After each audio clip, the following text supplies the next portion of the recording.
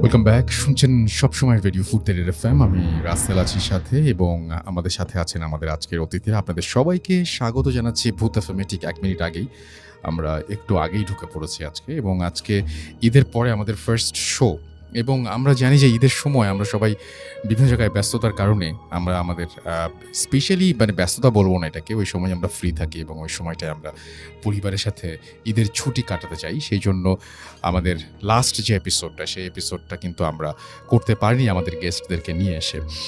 এবং আমরা কোনো মানে স্পেশাল যে ইয়েটা স্পেশাল কিছু প্রোগ্রাম ছিল আমাদের ঈদের, সেগুলো আমরা আপনাদের জন্য আমরা প্রচার করেছিলাম এবং সেখানে আমাদের ভূত এফএম ছিল না এবং যেটা হয় যে প্রতিবারই স্পেশাল এপিসোড করি পুরোনো এপিসোডগুলো দিয়ে, সেরকম কোনো কিছু আমরা করিনি।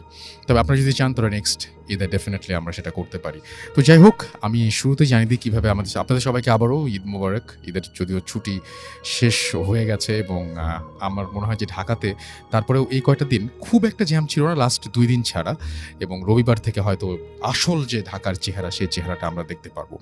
অ্যান্ড আমার মনে হয় যে আপনারা অনেকেই আজকেও ঢাকার বাইরে থেকে ফিরছেন। অনেকে যারা আছেন যে হয়তো ঢাকার বাইরে গিয়েছিলেন ফ্যামিলিকে রেখে চলে এসেছিলেন, তারা আবার নিয়ে আসতে যাচ্ছেন আজকে বা নিয়ে এসে ফিরছেন, এরকম একটা অবস্থা। তো যারা যেখানে আছেন সবাইকে স্বাগত জানাচ্ছি ভূত এফএমে। ঘড়িতে সময় রাত ১২টা হয়ে গেল এবং আপনাকে জানিয়ে দিই যে কীভাবে আমাদের সাথে আপনারা কমিউনিকেট করবেন। আমাদের যদি আপনারা লিখতে চান ফেসবুকে, তাহলে চলে যান আমাদের ফেসবুক পেজ, দুটো পেজে www.facebook.com/radio.furti and www.facebook.com/bhutfm.রাসেল, এই দুটো অ্যাড্রেসে।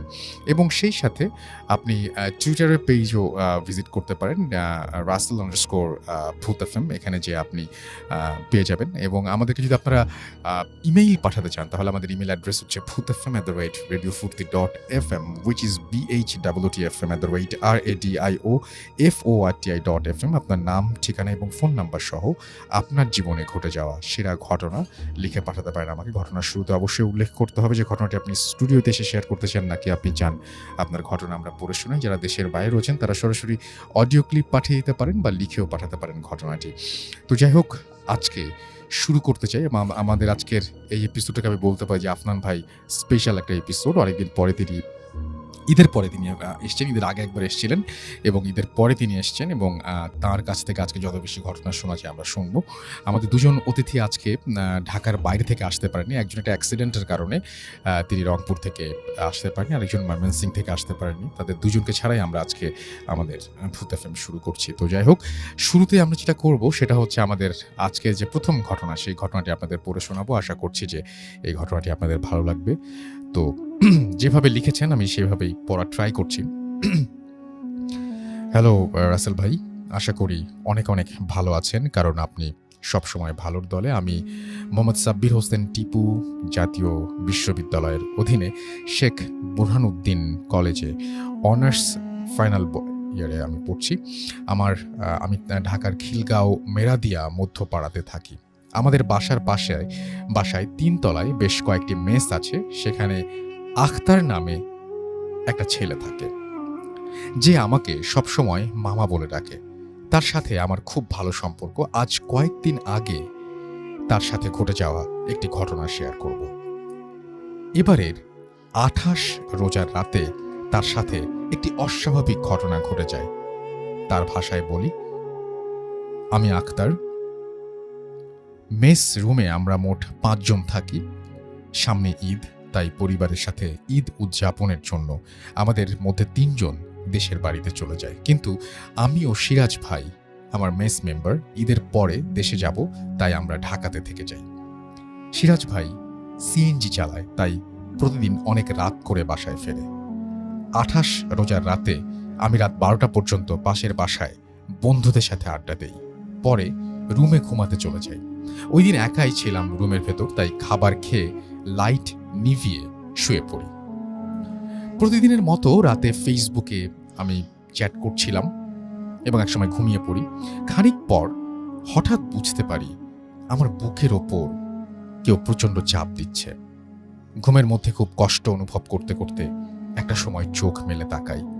সাথে সাথে বুঝতে পারি আমার হাত পা সহ পুরো শরীর কেউ যেন খুব শক্ত করে চেপে ধরে রেখেছে। এতে আমার এত ভীষণ কষ্ট হচ্ছিল এবং শরীর নাড়াতে পারছিলাম না, অথচ আমি কাউকে দেখতে পাচ্ছি না। হঠাৎ আমার কানে একজনের কথা ভেসে আসে, কি যেন আরবিতে কিছু একটা বলছে। আমি ভালো করে শুনে বুঝতে পারলাম পাশেই আমার রুমমেট সিরাজ ভাই যেখানে শোয় সেখানে তার মতোই শারীরিক গঠন কেউ একজন শুয়ে আছে, কিন্তু তার পা থেকে মাথা পর্যন্ত কম্বল দিয়ে ঢাকা। তখন আমি ভাবলাম সিরাজ ভাই হয়তো চলে এসে শুয়ে শুয়ে সূরা পড়ছে। তখন আমি মুখে মুখে বারবার বলছি, সিরাজ ভাই আমার কি হয়েছে একটু দেখেন না ভাই, আমি হাত পা নাড়াতে পারছি না, বুকে অনেক ব্যথা হচ্ছে। কিন্তু কম্বল দিয়ে ঢাকা ওই লোকটির কোনো সাড়া শব্দ নেই। সে তার মতো করে বিড়বিড় করে আরবিতে কি যেন বলে যাচ্ছে, আমার কথা সে শুনছেই না। এদিকে আমার অবস্থা খুব খারাপ হয়ে যাচ্ছে, ভীষণ কষ্ট হচ্ছিল। তখন অনেক কষ্টে আমার ডান হাত দিয়ে কম্বল দিয়ে ঢাকা ওই লোকটিকে ধাক্কা মেরে ডাক দেই, কিন্তু তাতে কোনো সাড়া শব্দ নেই। ধাক্কা দেওয়ার পর ওই লোকটি আরও জোরে আরবিতে বলা শুরু করে। তখন আমি অনেক ভয় পেয়ে যাই, কারণ সিরাজ ভাইয়ের পক্ষে এতক্ষণ একটানা আরবিতে বলা সম্ভব নয়। আমি মনে মনে বুঝতে পারি আমার সাথে খুব বাজে কিছু একটা ঘটতে চলেছে। তখন আমি মনে মনে আয়াতুল কুরসি পড়তে থাকি এবং বিছানা থেকে ওঠার চেষ্টা করতে থাকি, কিন্তু উঠতে পারছিলাম না। আমি বুঝতে পারছি কোনো এক অদৃশ্য শক্তি আমার হাত পা ধরে রেখেছে।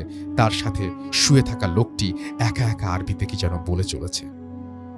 এভাবে কিছুক্ষণ থাকার পর একটা সময় আমি অদৃশ্য শক্তির থেকে নিজেকে মুক্ত করতে সক্ষম হই। আমি এক লাফ দিয়ে উঠে দৌড়ে রুম থেকে বাইরে চলে আসি। বাইরে আসার পর দেখতে পাই সিরাজ ভাই সিঁড়ি দিয়ে উঠছে। ওই মুহূর্তে তাকে হুট করে দেখে আরো ভয় পেয়ে যাই। সিরাজ ভাই এত রাতে আমাকে দেখে অবাক হয়ে যায়। সিরাজ ভাই আমাকে বলে, তুমি এখানে কি করছো, কি হয়েছে তোমার? আমি তখন সিরাজ ভাইয়ের কথা শুনে কিছুটা স্বাভাবিক হয়ে বলি, ভাই আপনি এখানে, তবে রুমের ভেতর কে? তখন আমরা রুমে গিয়ে দেখি রুমে কেউ নেই, সবকিছু ঠিকঠাক আছে। তখন সিরাজ ভাই বলে, কি হয়েছে বলো তো আমাকে। আমি তার কথা তার কাছে আমার সাথে ঘটে যাওয়া সবকিছু খুলে বলি। সব শুনে সিরাজ ভাই বলে, ধুর ভাই তুমি স্বপ্ন দেখেছ, অথচ ওই কম্বলে ঢাকা লোকটাকে বাস্তবে আমি ছুঁয়েছি। পরদিন সকালে আমি ঘটনাটি বলি, এই ছিল আমার ঘটনা। ঘটনাটি ভালো লাগলে সবার সাথে শেয়ার করবেন, ধন্যবাদ। তারপর তিনি লিখেছেন তার নাম সাব্বির হোসেন টিপু, মেরাদিয়া মধ্যপাড়া, খিলগাঁও, ঢাকা। এরপরে ফোন নাম্বার শেয়ার করেছেন। থ্যাংক ইউ ভেরি মাচ আপনার ঘটনার জন্য, আপনাকে অনেক অনেক অনেক অনেক ধন্যবাদ। আমরা চলে যাব আফনান ভাইয়ের কাছে, তার ঘটনাটি শুনে আসবো এবং আশা করছি যে আফনান ভাইয়ের ঘটনাটিও আপনাদের ভালো লাগবে। ওয়েলকাম ব্যাক আফনান ভাই, আশা করছি ভালো আছেন এবং ভালোভাবে ঈদ কাটিয়েছেন। আপনাকে একটু রিকোয়েস্ট করবো যে আপনার ঘটনাটা শেয়ার করার জন্য। থ্যাংক ইউ রাসেল ভাই আমাকে ইনভাইট করার জন্য। You are most welcome. Radio ফুর্তির সকল শুভানুধ্যায়ী এবং আমাদের ভূত এফএমের সকল শ্রোতাকে ঈদ মোবারক। যদিও অনেকদিন হয়ে গেছে, তো দেরিতে হলো ঈদ মোবারক। তো রাসেল ভাই আজকে মানে সাধারণত দেখা যাচ্ছে যে মোটামুটি দুটো স্টোরি আমি সাধারণত বলি, তো আজকে চেষ্টা করব মানে দুটো তো বলবো এবং মানে বেশ কয়েকটা বলবো, এবং আজকে মানে আমার নিজের এক্সপেরিয়েন্স আছে এমন কয়েকটা বিষয় আজকে বলবো ইনশাআল্লাহ।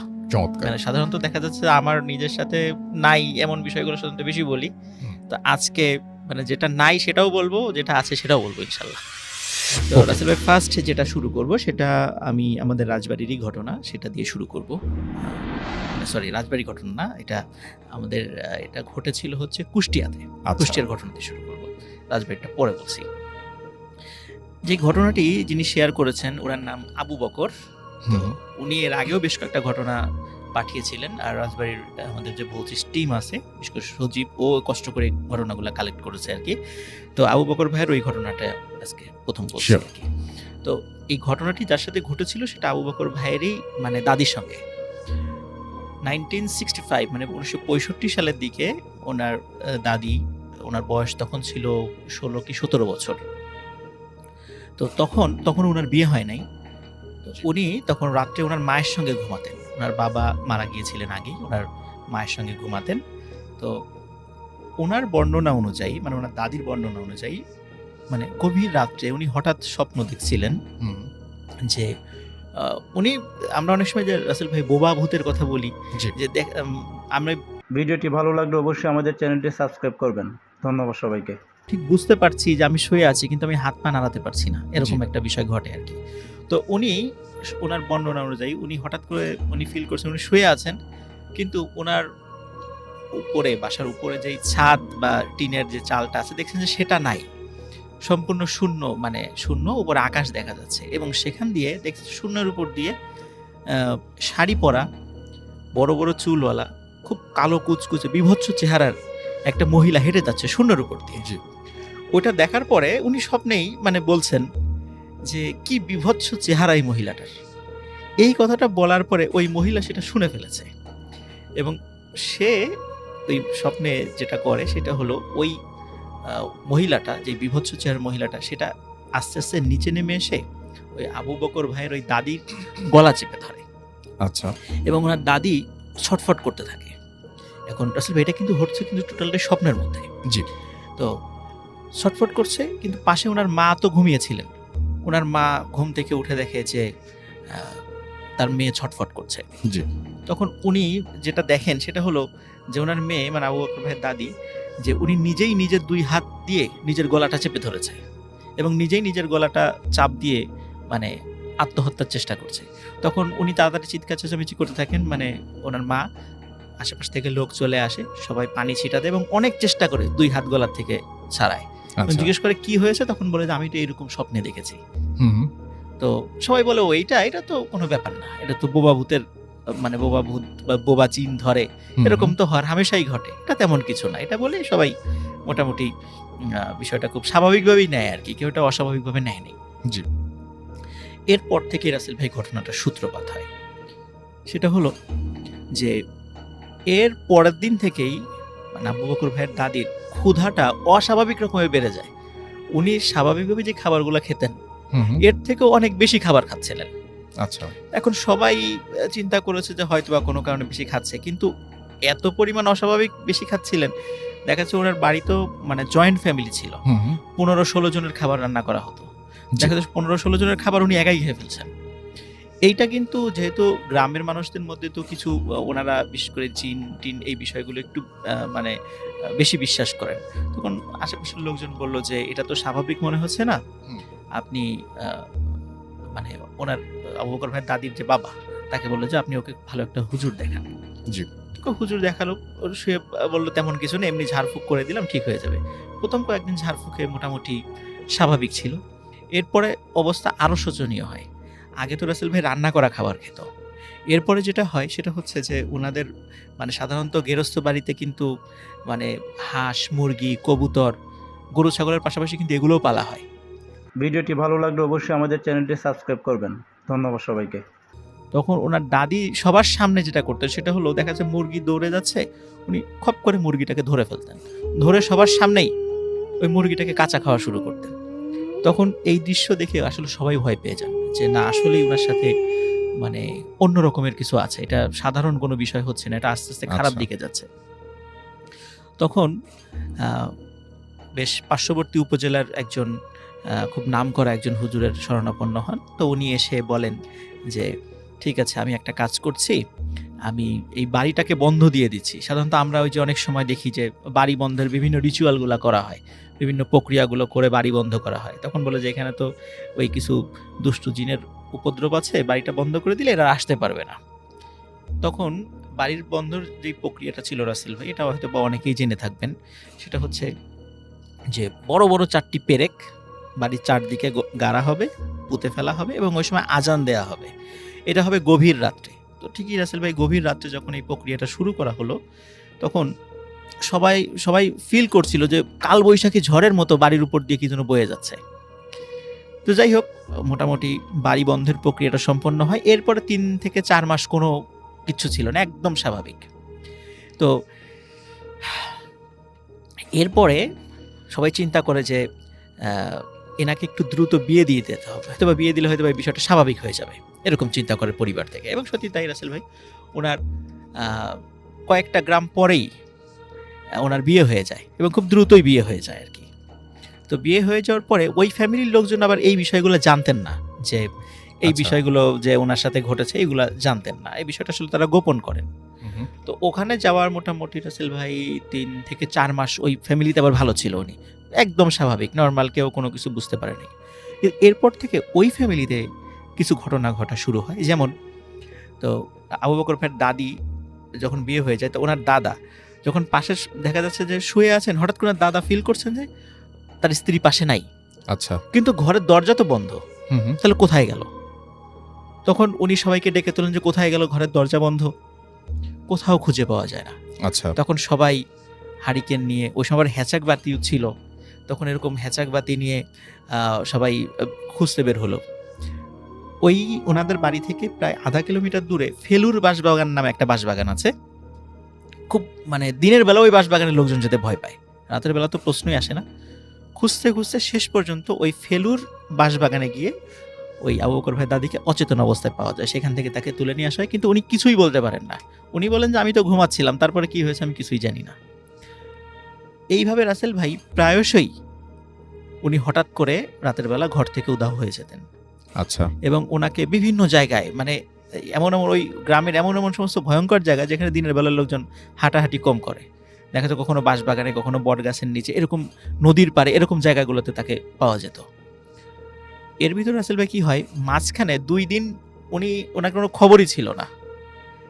2 দিন অনেক খোঁজাখুঁজি করেছে, কোথাও খবর মানে হয় না। হঠাৎ 2 দিন পরে রাতের বেলা জি। বাড়িতে মানে রাতের বেলা উঠানে ভয়ঙ্কর শব্দ, সবাই বের হয়ে যায়, দেখে ওনার দাদি পড়ে আছে অচেতন অবস্থায়। পরে সেখান আচ্ছা। থেকে তাকে নিয়ে আসা হবে, উনি এটা জানেন না 2 দিন উনি কোথায় ছিলেন। এখন রাসেল ভাই এই যে সমস্যাটা হচ্ছিল, এখন এটা তো সমাধান করা প্রয়োজন, যে এরকম তো চলতে দেয়া যায় না। তখন উনি অনেক, ওনার হাজবেন্ড অনেক তান্ত্রিক দেখান, কবিরাজ দেখান, ভালো ভালো আলেমদের শরণাপন্ন হন, কিন্তু কিছুতেই হয়তো 2-1 দিন ভালো থাকে, তারপর আবার যা তাই, মানে একই রকমের সমস্যা হচ্ছিল। এবং তারপর ডাক্তারও দেখান, ডাক্তার ওনার বডি চেক আপ করে বলেন যে আপনার স্ত্রী বেশি দিন বাঁচবে না, খুব তাড়াতাড়ি মারা যাবে, বড় আচ্ছা। জোর 2 মাস। আচ্ছা। তো এটা করে ওই আবু বকর ভাইয়ের দাদা খুব মানে মুষড়ে পড়েন এই ব্যাপারটা শুনে। তখন উনি একজন ভালো ইমাম সাহেবের একজন খবর পান, তার কাছে যান।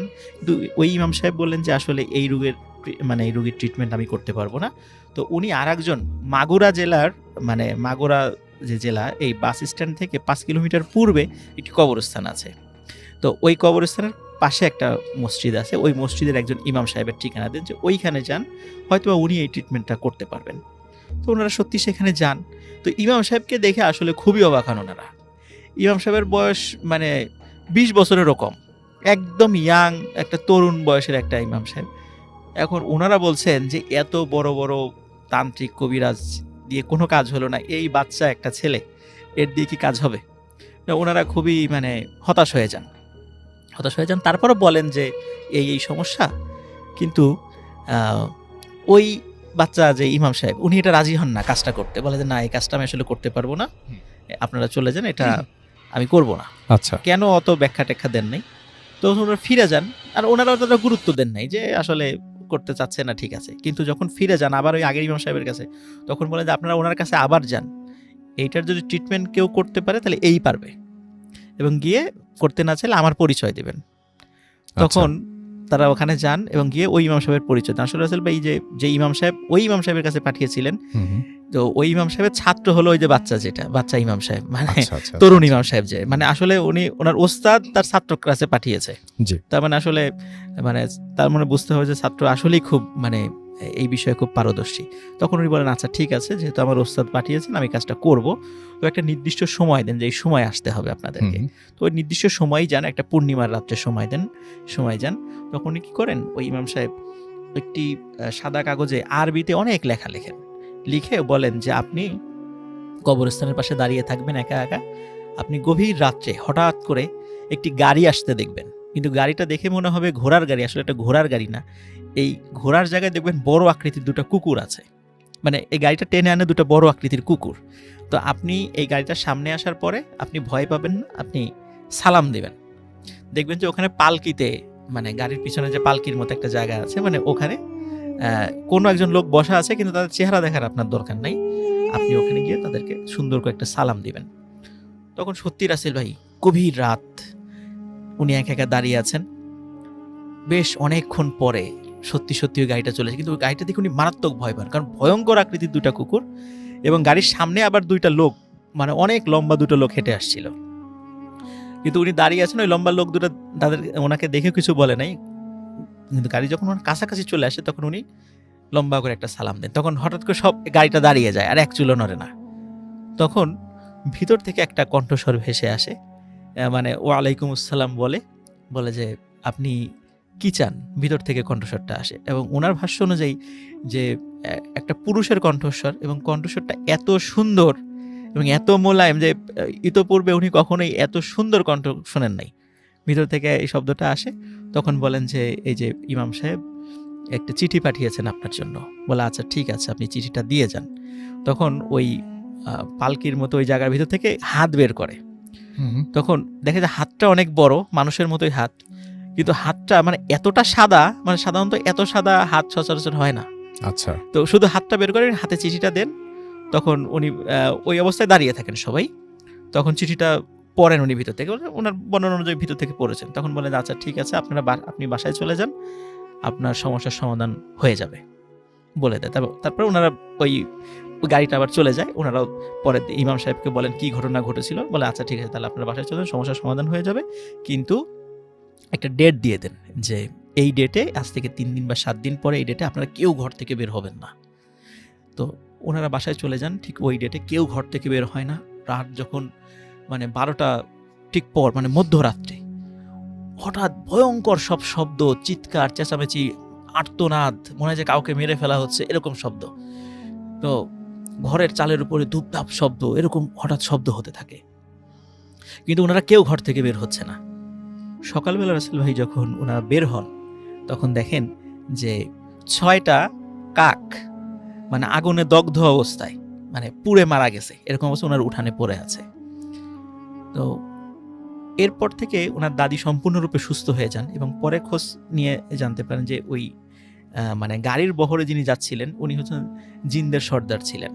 তো ওনার কাছে উনি ভালো জিন ছিলেন। ওনার কাছে যখন এই বিষয়টা বলা হয়, তখন ওনার বাড়িতে আসেন ওই নির্দিষ্ট দিনে। এসে দেখে যে ওখানে 6টা জিন থাকতো ওই বাড়িতে, এবং ওরাই এই আবু বকর ভাইয়ের দাদিকে উৎপাত করত। তখন ওদেরকে ধরে ওনারা মেরে ফেলেন, এবং মেরে ফেলার পরে ওর ডেড বডিটাই ওই অবস্থায় পাওয়া যায়। তো এরপর থেকে ওই বাড়িতে আর কোনো সমস্যা হয় নাই। উনি স্বাভাবিকভাবেই জীবনযাপন করেছেন, অনেক দিন জীবিত ছিলেন, অনেক দিন। পরে বার্ধক্যজনিত কারণে মারা গেছেন। তো এটাই ছিল রাসেল ভাই first story. Thank you so much. আপনার প্রথম ঘটনার জন্য আপনাকে অনেক ধন্যবাদ। আমি দেখতে পাচ্ছি যে অনেকে অনেক কিছু লিখছেন। আমি টুইটার দিয়ে শুরু করি। এখানে দেখতে পাচ্ছি যে আমাদের এখানে আছেন সুজন আহমেদ। হ্যালো রাসেল ভাই, চুয়াডাঙ্গা থেকে শুনছেন তিনি, এবং একা রুমের লাইট অফ করে দিয়ে শুনছেন তিনি। আজকের ভূত এফএমটা বেশ ভালো জমবে। প্রিন্স রাজ আমাদের কাছে লিখেছেন এটা। আমাদের সাথে আছেন দেখতে পাচ্ছি মোহাম্মদ রাফিউর রহমান, তিনি টাঙ্গাইল থেকে শুনছেন অ্যাপ দিয়ে। ওকে, আমাদের সাথে এমডি নাইম রেজা আছেন, এবং তিনি বলছেন যে তিনি আমাদের সঙ্গে এই মুহূর্তে আছেন। NY নিলয় আমাদের সঙ্গে আছেন, এবং আমাদের সঙ্গে আছেন তিনি যশোর থেকে। আমাদের সাথে বগুড়া থেকে, গাবতলী থেকে আছেন আমাদের সঙ্গে অনেকে। আমাদের সঙ্গে আছেন AB আফিসুর রহমান, এবং আচ্ছা মালদ্বীপের কি আয়নার স্টোরিটা কিন্তু আমরা অলরেডি কিন্তু আমরা এটা যা আপনাদের এখানে প্লে করে দিয়েছি, এবং মিরর যে স্টোরিটা ছিল সেটা অনেকের কাছে অনেক পছন্দের ছিল, এবং আপনারা যারা জানেন না তাদেরকে বলি যে এটা একটা হোটেলের একটা মিরর নিয়ে ঘটনা ছিল, মালদ্বীপেরই কোনো একটা হোটেলের। এমডি নাইম রেজা আছেন আমাদের সঙ্গে, এস সাব্বির আমাদের সঙ্গে আছেন দেখতে পাচ্ছি মুহাদ সাবিন খান জেমস, এবং ভালো লাগছে তার কাছে। ইমেলটা অদ্ভুত ছিল, লিখেছেন মোহাম্মদ সোহাগ। আমাদের সঙ্গে আছেন ইচ্ছে ঘড়ি, তিনি বলছেন যে আমি মালদ্বীপ থেকে অ্যাপ দিয়ে শুনছি আমি সব এপিসোড শুনি ফ্রাইডেতে, কখন রাত 11টা বাজবে, তার মানে 11টার সময় আপনাদের ওখানে শুরু হয়, রাইট? ওকে। ইরফান হাসান আমাদের সঙ্গে আছেন পাবনা থেকে। আমাদের সঙ্গে আছেন দেখতে পাচ্ছি এছাড়াও দুর্জয় রয় আমাদের সাথে আছেন। এছাড়াও দেখতে পাচ্ছি TR নিলয়, এবং কতদিন পর ভূত এফএম, অনেকদিন পরে শুনছেন তিনি। প্রিন্স নূর আমাদের সঙ্গে আছেন, খুব ভালো লাগছে। আমাদের সঙ্গে আছেন দেখতে পাচ্ছি এছাড়াও এমডি নাইম রেজা, ছাদে বসে শুনছেন তিনি। আফনান ভাইয়ের ঘটনাটা ভালো লেগেছে নিলয়ের কাছে। জাহিদুল ইসলাম ঢাকা ক্যান্টনমেন্ট থেকে শুনছেন। আমাদের সঙ্গে আছেন আহমেদ বাইজিদ, ইমেলটা ভালো লেগেছে। আমাদের সঙ্গে আছেন মইনুর সোহাগ এবং এছাড়াও আমাদের সাথে আফনান ভাই মেন্স। আচ্ছা, আফনান ভাই মানে প্যারানরমাল যে ঘটনাগুলো সেগুলো অনেক অন্যরকম হয়, সাগর লিখেছেন এটা। আমাদের সঙ্গে আছেন স্যাম, এছাড়াও আহমেদ বাইজিদ, তানজিব পৃথিবী আমাদের সঙ্গে আছেন, খিলগাঁও ঢাকা থেকে শুনছেন তিনি। এছাড়াও আমাদের সঙ্গে আরও অনেকেই আছেন, রংপুর থেকে আছেন ইমরুল রিফাত, এছাড়াও আমাদের সঙ্গে আছেন রাফিউর রাব্বি, জামালপুর থেকে শুনছেন তিনি। আমাদের সঙ্গে আছেন দেখতে পাচ্ছি সঞ্জিত এবং তিনি শুনছেন অ্যাপ দিয়ে। আমাদের সঙ্গে আছেন জান্নাত নাইম, এছাড়াও আছেন আমার ঈদ মোবারক জানিয়েছেন ইমন, চট্টগ্রাম থেকে শুনছেন তিনি। আমাদের সঙ্গে আছেন গোপালগঞ্জ থেকে মনিউর সাগর, এছাড়াও দেখতে পাচ্ছি মাদারগঞ্জ জামালপুর থেকে আছেন রকিবুল। আমাদের সঙ্গে আছেন কাতার থেকে এই মুহূর্তে শুনছেন মোহাম্মদ নাসির। আমাদের সঙ্গে আছেন দেখতে পাচ্ছি রুহুল রয়, এবং কাতার থেকে যেহেতু নিশ্চয়ই আপনি অ্যাপ দিয়ে শুনছেন এবং আমার মনে হয় যে ভালো লাগছে আপনার কাছে। আমাদের সঙ্গে আছেন এছাড়াও চাঁপাইনবাবগঞ্জ থেকে রেজা, আমাদের সঙ্গে আছেন রাজন, নাটোর থেকে শুনছেন ইমতিয়াজ আহমেদ, আমাদের সঙ্গে আছেন সাব্বির খান, আমাদের সঙ্গে আছেন আরও অনেকেই। থ্যাংক ইউ ভেরি মাচ আমাদের সঙ্গে থাকার জন্য। এবং ফেসবুকে অনেকে দেখতে পাচ্ছি এই মুহূর্তে আছেন। আমাদের সঙ্গে আছেন ইলিয়াস রহমান, আই লাভ আপনার ভাই লিখেছেন এটা। আমাদের সঙ্গে আছেন দেখতে পাচ্ছি স্টুয়ার্ট রিয়া, এবং তিনি খুলনা থেকে শুনছেন, এবং তিনি লিখেছেন বেস্ট উইশেস ফর ভূত এফএম লিসনিং ফ্রম খুলনা। আমাদের সঙ্গে আছেন এনবি দোলন, এবং আমার টেক্সট পড়বেন ভাইয়া প্লিজ, পড়ে ফেললাম। এমডি আরিফ আমাদের সঙ্গে আছেন আজকের, আচ্ছা তিনি লিসনিং ফ্রম রাজশাহী আছেন প্রিন্স ফারহান। এমডি আলিফ একটু তার কাছে ভয় লাগছে বোধ হয়। আমাদের সঙ্গে শাওন চৌধুরী আছেন, তিনি লিখছেন যে আজকেও চলে আসলাম। তানহা আফরিন আশা আমাদের সঙ্গে আছেন, এবং তিনি খুলনা থেকে শুনছেন এই মুহূর্তে। এমডি ইফতি আমাদের সঙ্গে আছেন। আমাদের সঙ্গে আছেন দেখতে পাচ্ছি এছাড়াও মোহাম্মদ মুরাদ সহ আরও অনেকে। থ্যাংক ইউ ভেরি মাচ যারা আমাদের সাথে আছেন এবং শুনছেন আমাদেরকে। এবং অনেকেই লিখছেন যে আনোয়ার হোসেন মানিক যেরকম জানতে চেয়েছেন যেটা আসল পেজ কিনা, www.facebook.com/bhutfm.russell, এইখানে এসে যদি আপনি খোঁজ করেন তাহলে এই পেজ ছাড়া অন্য কোনো পেজে যাওয়ার কোনো চান্স নাই। আমাদের সঙ্গে আছেন দেখতে পাচ্ছি অপূর্ব খান জুয়েল, এবং তিনি ইন্ডিয়া থেকে শুনছেন এবং তিনি আমাদের ইন্ডিয়ান ফ্যান সেটা লিখেছেন। থ্যাংক ইউ ভেরি মাচ আমাদের সাথে থাকার জন্য, এবং আপনারা প্রচুর আমাদেরকে ইমেল দেন, সেটার জন্য আপনাদেরকে অনেক অনেক অনেক অনেক ধন্যবাদ। চিলমারি কুড়িগ্রাম থেকে শুনছেন আবদুল্লাহ আরাফাত, এছাড়াও নোয়াখালী থেকে আছেন আমাদের সঙ্গে আছেন দেখতে পাচ্ছি বরিশাল মেডিকেল কলেজ থেকে শুনছেন এমডি মিরাজ হোসেন সহ আরও অনেকে। থ্যাংক ইউ ভেরি মাচ আমাদের সঙ্গে থাকার জন্য। ছোট্ট একটা বিরতি নিব, বিরতির পরে আবারও ফিরে আসবো, জাস্ট 30 সেকেন্ডের বিরতি, তারপর আবার ফিরে আসবো। তো আমাদের সঙ্গে থাকুন, stay tuned radio Foorti FM and do ফুর্তি FM. The night comes alive. বিশ্বাস করা না করাটা আপনার ব্যাপার।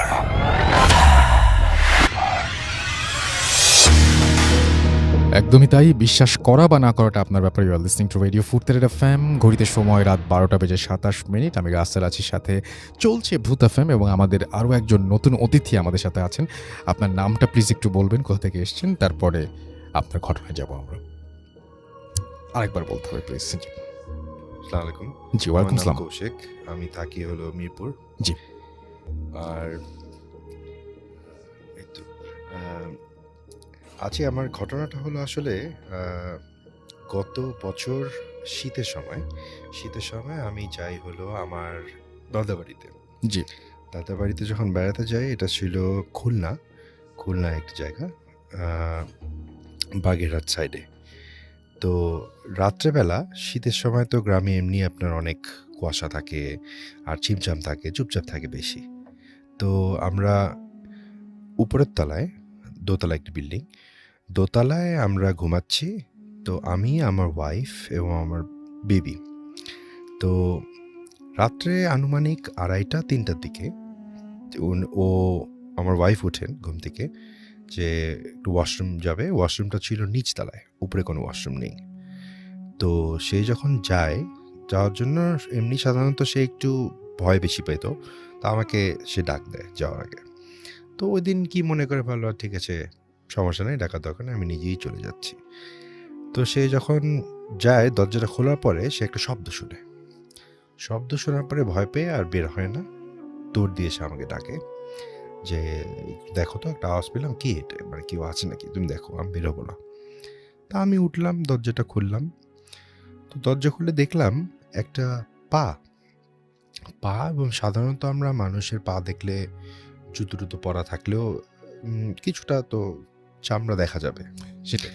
কিন্তু এ বিষয়ে এখানে এরকম কিছু নাই। এবং আচ্ছা। আমি দেখলাম যে মানুষটার পা যতটুকু দেখা গেল, হাঁটুর থেকে নিচ অংশটা হুম হুম। আমি শুধু দেখলাম, এবং পুরোটা সাদা, একদম ধবধবা সাদা, এবং কোনো মানে একটু ডিফারেন্ট, মানে এরকম তো দৃশ্য কোনোদিন দেখিনি আমি। জি। তো আমার মনে হলো না, এটা হয়তো পাঞ্জাবির পায়জামা পরা কোনো লোক হতে পারে, সাদা মোজা পরাও হতে পারে। সন্দেহ মনে করে আমি রুম থেকে বের হলাম। পাশেই আর একটা রুম আছে, ওই রুমে পাটা চলে গেল, আমিও পিছন দিয়ে ঢুকলাম। পিছন ঢোকার পরে দেখি রুমের দুপাশে দুটো সিঙ্গেল খাট আছে। এক সাইডে খাটে একজন শুয়ে আছে এবং পা থেকে মাথা পর্যন্ত চাদর দিয়ে ঢাকা। আমার তখন মনে হলো ঠিক আছে, আমার ছোট চাচা আমরা ঘুমানোর আগে দেখেছিলাম সে ওখানে ছিল ওই ঘরে, ফোন নিয়ে ফেসবুকিং বা কিছু একটা করছিল। তা আমার মনে গেছে চাচা হয়তো এখানেই নিচে যাওয়ার কথা, কিন্তু সে যায়নি, ওইখানেই ঘুমিয়ে পড়েছে। তো ঠিক আছে, তো আমি রুমে ফেরত আসলাম যে না, এরকম কেউ তো আমি দেখলাম না, এবং সম্ভবত ওই রুমে তো চাচা ঘুমানো, ওখানে তো কেউ ঢুকেনি। তো আমার বউয়ের প্রথম সন্দেহ ছিল যে এটা কোনো চোর নাকি। তো আমার তখন একটু সন্দেহ হয়েছিল যে এটা চোর না, এটা অস্বাভাবিক কিছু, যেটা আচ্ছা। আমরা শুনে থাকি। তো আমি ওকে বললাম না ঠিক আছে, তুমি ঘুমিয়ে পড়ো, এটা তেমন কিছু না। তারপরে ওকে নিয়ে আমি ওয়াশরুমে গেলাম। সকালবেলা আমি আমার চাচাকে যখন জিজ্ঞেস করলাম যে চাচা, আমরা রাত্রে তো এরকম একটা ঘটনা ঘটলো, আপনি তো ওই রুমেই ছিলেন, আমি তো আপনাকে দেখলাম। তখন সে আমাকে বলল যে না, আমি তো রাত্রেবেলা ছিলাম রুমে সঠিক, কিন্তু এরপরে তো আমি নিচে চলে গিয়েছিলাম আমার পরিবারের সাথে সাথে। তখন একটু ভয় লাগলো যে তাহলে কি আমি অন্য কিছু দেখলাম। পরে আমার দাদি, উনি এখন আর নেই, তো উনি তখন এই ঘটনাটা শুনে উনি অপেক্ষা করলো যে আমার স্ত্রী আমার থেকে একটু দূরে যাক, তারপরে সে কথা বলবে। আচ্ছা। তারপরে আমাকে সে ডেকে নিল কিছুক্ষণ পরে, সুযোগ বুঝে গেলাম। তখন আমাকে সে বলে যে ও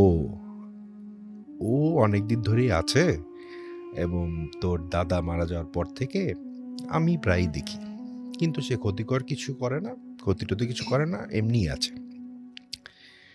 এটা তার বিশ্বাস। তো এইটার পরে মোটামুটি একটা ধারণা হলো যে ঠিক আছে, তাহলে আসলেই মনে হয় কেউ আছে। তারপরে ঢাকায় ফেরার পরে আমি আমার ওয়াইফকে বলি যে দাদির সাথে এই কথা হয়েছিল এবং চাচার সাথে এই কথা হয়েছিল। ও তো ভয়ে শেষ। আমারও ভয় ভীতি অবশ্য একটু কম, আচ্ছা। তবে এই অভিজ্ঞতার পরে একটু লেগেছিল যে আচ্ছা ঠিক আছে, এই আর কি ঘটনা। Thank you so much. আমাদের সঙ্গে আরও একজন অতিথি আছেন, এবং আচ্ছা আমরা তার কাছে পরে আসি। আমরা একটু আফনান ভাইয়ের কাছে আবারও ফিরে যাই, সেকেন্ড স্টোরিটা শুনবো আফনান ভাই আপনার কাছ থেকে, তারপরে আবারও ফিরে আসছি। থ্যাংক ইউ রাসেল ভাই। এবার যে সেকেন্ড স্টোরিটা শেয়ার করব, এটার সাথে আমি ইনভলভ আছি কিছুটা। আচ্ছা। তা অনেকদিন পরে আজকে মানে আমার মোটামুটি রিলেটেড একটা ঘটনা আজকে বলবো। রাসেল ভাই, সময়টা ছিল 2016 সালের একদম শেষ দিকে। তখন আমি এই আপনার ওয়ার্ল্ডের একটা রিনাউন্ড মাল্টিন্যাশনাল কোম্পানি, একটি কুরিয়ার কোম্পানিতে আমি চাকরি করতাম, সিনিয়র এক্সিকিউটিভ হিসেবে এয়ারপোর্টে আমি জব করতাম। আচ্ছা। তো তখন আমাদের ওই কোম্পানিটা তখন আবার আর একটা মাল্টিন্যাশনাল কোম্পানির সাথে মার্জ হয়ে যায়, মানে ওইটা কিনে নেয় আর কি। তো কিনে নেওয়ার ফলে যেটা হয়, মানে রেগুলার অনেক শিপমেন্ট আসতো। ওই শিপমেন্টগুলো আবার আমাদের যিনি এয়ারপোর্ট মানে যিনি ম্যানেজার ছিলেন, ওই স্যারকে আবার এগুলো অনেক কষ্ট করে আবার মানে হেড অফিসে গিয়ে, মানে গুলশানে এসে এটা করতে হতো আর কি। তো একদিন যেটা হয় রাসেল ভাই, উনি গুলশানে আসেন, আসার পরে উনি কাজ যাই হোক করেন আর কি। কিন্তু আমি আমি মাঝে মাঝে আসতাম, মানে আমাদের কাজ ওইভাবে এখানে ছিল না, হঠাৎ হঠাৎ আসতাম জরুরি কোনো কাজ থাকলে। তবে এমনিতেই আমি একদিন আসি, নতুন অফিস দেখার জন্য আসি আর কি। তো আসার পরে আমি যখনই ওই মানে নতুন একটা মানে মেইন বিল্ডিং ছাড়া আর একটা বিল্ডিংয়ে অফিসটা নেওয়া হলো পাশেই আর কি, আর একটা জায়গায়। তো আমি যখনই রাসেল ভাই ঢুকি, পুরো বিল্ডিংটা এসি করা ছিল। আমি যখনই ঢুকি সিঁড়ির কাছ থেকে হঠাৎ করে আমার মনে হলো একটা গরম বাতাস আমাকে মানে সজোরে ধাক্কা দিল। তো আমি চিন্তা করলাম যে চারদিকে আটকানো এরকম গরম বাতাস বা এই টাইপের জিনিস আসার কথা না, তারপরে হতে পারে, হয়তো বা হতেই পারে, এই চিন্তা করলাম। তো আমি ভিতরে গেলাম, যাওয়ার পরে আমার এক কাজিন ছিল ওখানে জব করতো, তো ওর সাথে কথা টথা বলে আমি জিজ্ঞেস করলাম যে আসলে মানে ঢোকার সাথে সাথে এরকম একটা বিষয় হলো। তখন দেখলাম যে সবাই একে অন্যের দিকে মানে তাকাচ্ছে, মনে হলো যে ওরা কিছু লুকালো আর কি। আচ্ছা। তারপর যাই হোক আমি ওখান থেকে চলে আসি বাসায়। আমি এই ঘটনার 2 দিন পরে, মানে যখন কাজের প্রেশারটা একটু কম ছিল, সাধারণত আমাদের স্যাটারডেতে মাল ডেলিভারি হতো না এয়ারপোর্টে, ওই দিন আমাদের প্রেশারটা খুব কম থাকতো। আচ্ছা। তো ওই দিন আমি আমার ম্যানেজার স্যারের সাথে ঘটনাটা শেয়ার করলাম যে স্যার এই তো ঘটনা, আমি তো গেলাম, যাওয়ার পরে মানে হঠাৎ করে এই একটা বিষয় আমার কাছে একটু খটকা লাগলো। মানে আমি এমনিতেই আসলে শেয়ার করেছি ওনার সাথে। আচ্ছা। তখন রাসেল ভাই উনি ওনার এক্সপিরিয়েন্সটা শেয়ার করেন। তো উনি বললেন যে মানে 2 days ago, মানে 2 দিন আগে উনি ওই বেশ কিছু ডকুমেন্টস নিয়ে হেড অফিসে যান। যাওয়ার পরে কাজ শেষ করতে করতে অনেক রাত হয়ে যায়। তখন নতুন যে অফিসটা ছিল সেটা উপরতলায়, মানে দোতলা বিশিষ্ট একটা, মানে বাড়িটাই ছিল 2 তলা বিশিষ্ট বাড়ি। তো ওই উপরতলায় মানে গেস্ট রুম ছিল, যদি কোনো কারণে কোনো ডেলিগেটস আসে তাদেরকে থাকার ব্যবস্থাও সেখানে ছিল। তখন বলা হলো যে আপনি আজকে রাত্রে কষ্ট করে বাসায় যাওয়ার দরকার নেই, আপনি এখানেই থাকেন। তখন উনি সারাদিন অত্যন্ত মানে পরিশ্রম করেছেন। তো উনি সেখানে দ্রুত কাপড় চোপড় ছেড়ে দ্রুত মানে উনি শুয়ে পড়েন। শুয়ে পড়ার সাথে সাথে মানে উনি তখনও ঘুম আসে নাই, হঠাৎ করে উনি দেখেন যে একটি মানে মহিলা ওনার রুমের মধ্যে হাঁটাহাঁটি করছে। আচ্ছা। এবং শুধু মহিলা না, আবার দেখে একটা বাচ্চা বাইরের যে করিডোর আছে, দরজাটা খোলা ছিল, বাইরের করিডোর দিয়ে দৌড়াদৌড়ি করছে। আচ্ছা। তখন উনি জানতেন যে এখানে রাত্রে কেউ থাকে না, কিন্তু নিচে হয়তো বা ওই যে আমাদের যে নাইট গার্ড এরা থাকতে পারে। তখন চিন্তা করে যে এখানে মহিলা আসলো কোথা থেকে বা বাচ্চা আসলো কোথা থেকে, এটা তো আসলে ইম্পসিবল। তখন উনি যখন লাইট জ্বালালেন দেখেন কিছুই নেই। উনি আবার নিচে গেলেন, নিচে যাওয়ার পরে যেখানে নাইট গার্ড ছিল অফিসের, তো বললো যে এখানে কি কোনো মহিলা বা বাচ্চা আপনারা দেখেছেন বা এখানে কেউ থাকে? তখন আর কি ওরা বলেন যে না, তো এখানে কেউ থাকে না, এরকম তো কেউ থাকে না, আপনি হয়তো ভুল দেখেছেন, আপনি করেন, আপনি গিয়ে শুয়ে পড়েন বাসায়, মানে উপরে গিয়ে শুয়ে পড়েন। উনি শুয়ে পড়েন রাসেল ভাই। এরপরে মানে ঘটনাটা আরো মারাত্মক। জি। উনি দেখছিলেন এরপরে ওনার রুমের মধ্যে একটি মহিলা এবং একটি বাচ্চা দুজনই গলায় ফাঁস লাগিয়ে ঝুলছে। এই দৃশ্য দেখার পরে আসলে রাসেল ভাই উনি যেই ড্রেসেই ছিলেন মানে দৌড়ে নিচে নেমে আসেন এবং দারোয়ানকে বলেন, তো আসলে বলেন তো ঘটনাটা কি? তখন ওরা বলে যে স্যার আপনি কি কিছু দেখেছেন? বলে যে হ্যাঁ আমি দেখেছি। তখন বলে যে স্যার মানে এখানে একটু সমস্যা আছে। তখন উনি সাথে সাথে অফিসের এমডি সাহেব স্যারকে ফোন করেন। ফোন করার বলে উনি বলেন যে স্যার আমি এখানে আর 1 সেকেন্ডও থাকবো না, আপনি যেভাবে হোক রাত্রে আমাকে পাঠিয়ে দেওয়ার ব্যবস্থা করেন। তখন এমডি স্যার ওই রাত 3টা সাড়ে 3টার দিকে গাড়ি পাঠিয়ে, ওনার বাসা ছিল উত্তরা তখন ম্যানেজার স্যারের, তখন তাকে ওখানে পাঠিয়ে দেন রাসেল ভাই। তো ওই বাসাটা রাসেল ভাই মানে যারা নাইট গার্ড ওদের বর্ণনা অনুযায়ী যে রাতের বেলা ওই রুমে আলো জ্বলতে দেখতো, কখনো আলো জ্বলে নিভে যায়, কখনো বাচ্চাদের মানে হাসির শব্দ, এরকম শব্দ শুনতো, নাইট গার্ডরাও শুনতো। এটা আমাদের অফিস থেকে মানে বলা ছিল যে রাতের বেলা ওখানে যেন কেউ না থাকে আর কি, দিনের বেলা রাত 9টার পরে ওই অফিসে কেউ থাকতো না। সাধারণত মাল্টিন্যাশনাল কোম্পানি যেগুলো আছে আর কি, বা আমাদের যে কোম্পানিটা ছিল কুরিয়ার কোম্পানি, 24 আওয়ার্স মানে কল সেন্টার সার্ভিসটা ছিল, কিন্তু ওই অফিসে কিন্তু আসলে কল সেন্টারটা স্থাপন করা হয়নি, এটা অন্য জায়গা করেছে।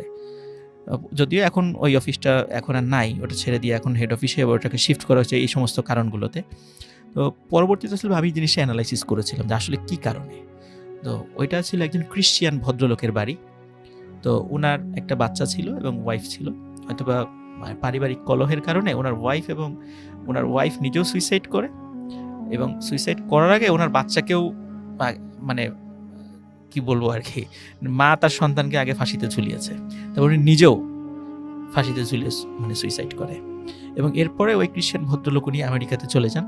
উনি এখন পর্যন্ত আর ফেরত আসেন না আমেরিকা থেকে। আর ওই বারটা বিভিন্ন অফিসের কাছে ভাড়া দিয়ে দেন, কিন্তু এই বিভিন্ন অফিস কেউই মোটামুটি 6 মাস কন্টিনিউ করতে পারেনি। এবং আমাদের যে কোম্পানিটা ছিল ওই সময় যখন আমি জব করতাম ওখানে, ওরাই মনে হয় সর্বোচ্চ 1 বছরের মতো কন্টিনিউ করেছিল।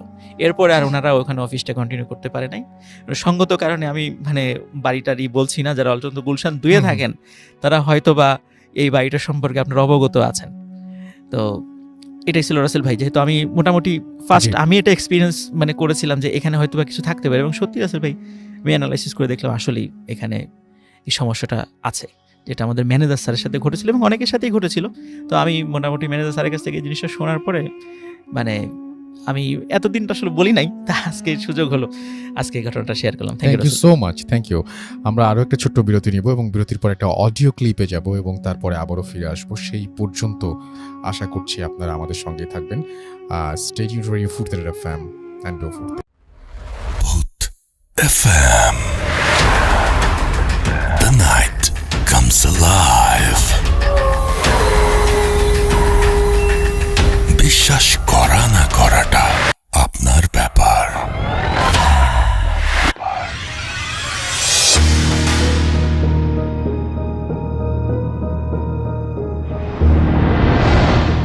আসসালামু আলাইকুম রাসেল ভাই, আমার নাম আজহার, আমি বলছি কানাডা থেকে। আমি ভূত এফএমের একজন অন্ধ ফ্যান। অনেকদিন থেকে চাচ্ছিলাম যে একটি ঘটনা পাঠাবো, তবে সময় হয়ে উঠছিল না, তো আজ পাঠিয়ে দিলাম। যদি ভালো লাগে তা অবশ্যই প্লে করবেন। এই ঘটনাটা ঘটেছে আমার এক ফ্রেন্ডের বড় ভাইয়ের সাথে। তিনি হচ্ছেন একজন সার্চ অ্যান্ড রেস্কিউ অফিসার। তো একদিন তার সাথে দেখা হওয়ার পর তিনি অনেকগুলো ঘটনা আমার সাথে শেয়ার করেছিলেন। বেশিরভাগ ঘটনাই অদ্ভুত, কিছুটা ভৌতিক। বেশিরভাগ ঘটনা শোনার পর মনে অনেক কোয়েশ্চেন জাগে। যদি আপনাদের কাছে ভালো লাগে তো আমি তার থেকে শোনা আরও ঘটনা আমি পাঠাবো, তবে আজ ছোট্ট একটি ঘটনা শেয়ার করছি। তো ঘটনায় চলে যাই। যা বলছিলাম তার নাম হচ্ছে জিম হল। তিনি কাজে জয়েন করার 6 মাস পর এই ঘটনা ঘটে তার সাথে। তো তারা একটি কল পান যে একজন ক্লাইম্বার 2 দিন কি 3 দিন হয়ে গেছে, এখনও তার কোনো খোঁজ পাওয়া যাচ্ছে না। মানে এই সময়ের ভিতরে তার ফিরে আসার কথা, তবে আসেননি। তো যে জায়গায় এই ঘটনা ঘটে তারা সেখানে যান এবং তাদের টিম ঠিক করা হয় ক্লাইম্বিং করার জন্য। মানে তাদের ধারণা চূড়ায় বা চূড়া আশেপাশে বা মাঝপথে কোনো এক জায়গায় তিনি হয়তো হারিয়ে গেছেন, আহত হয়েছেন, সাধারণত এরকম ঘটনা ঘটে থাকে। তো তারা চূড়ায় ওঠার প্রস্তুতি নেন। তো অর্ধেক ওঠার পর ওই আহত ব্যক্তি, যার নাম কিনা রবার্ট, তাকে খুঁজে পান। তার ডান পা ভেঙে গিয়েছিল এবং খুব খারাপভাবে জখম হচ্ছিলেন তিনি। তার পা দেখে মনে হচ্ছিল তিনি অনেক রক্ত হারিয়েছেন এবং তার এই জখম হয়েছে মূলত উপর থেকে পড়ার কারণে। তো তাদের কাছে জিনিসটা একটু অড লাগে, কারণ যাকে খোঁজা হচ্ছিল তিনি একজন professional climber.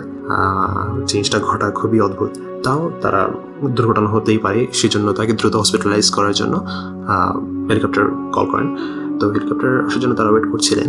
In the mean time কয়েকজন মানুষ তাকে আর অন্যান্য যারা অফিসার ছিলেন তারা জিজ্ঞেস করেন যে কী হয়েছিল, কীভাবে তার এই অবস্থা হয়। তখন সবাই অ্যাকচুয়ালি একটা রেশনাল এক্সপ্লেনেশনের জন্য ওয়েট করছিলেন, তবে তিনি যা বলেন সেটি হচ্ছে totally out of the box. তিনি বলছিলেন যে এখানে আসার পর তিনি ক্লাইম্বিং করা স্টার্ট করেন এবং ইভেনচুয়ালি তিনি একদম চূড়ায় উঠে যান। তো চূড়ায় ওঠার পর তা আমি বলে রাখি যে এই ঘটনা ঘটেছিল সামারে। সো সামারে নর্থ আমেরিকায় অবভিয়াসলি কোনো স্নো থাকবেই না। তো তিনি চূড়ায় ওঠার পর একজন লোককে দেখতে পান। সবচেয়ে অদ্ভুত হচ্ছে ওই সময় ওই লোকটি পার্কা পরেছিল।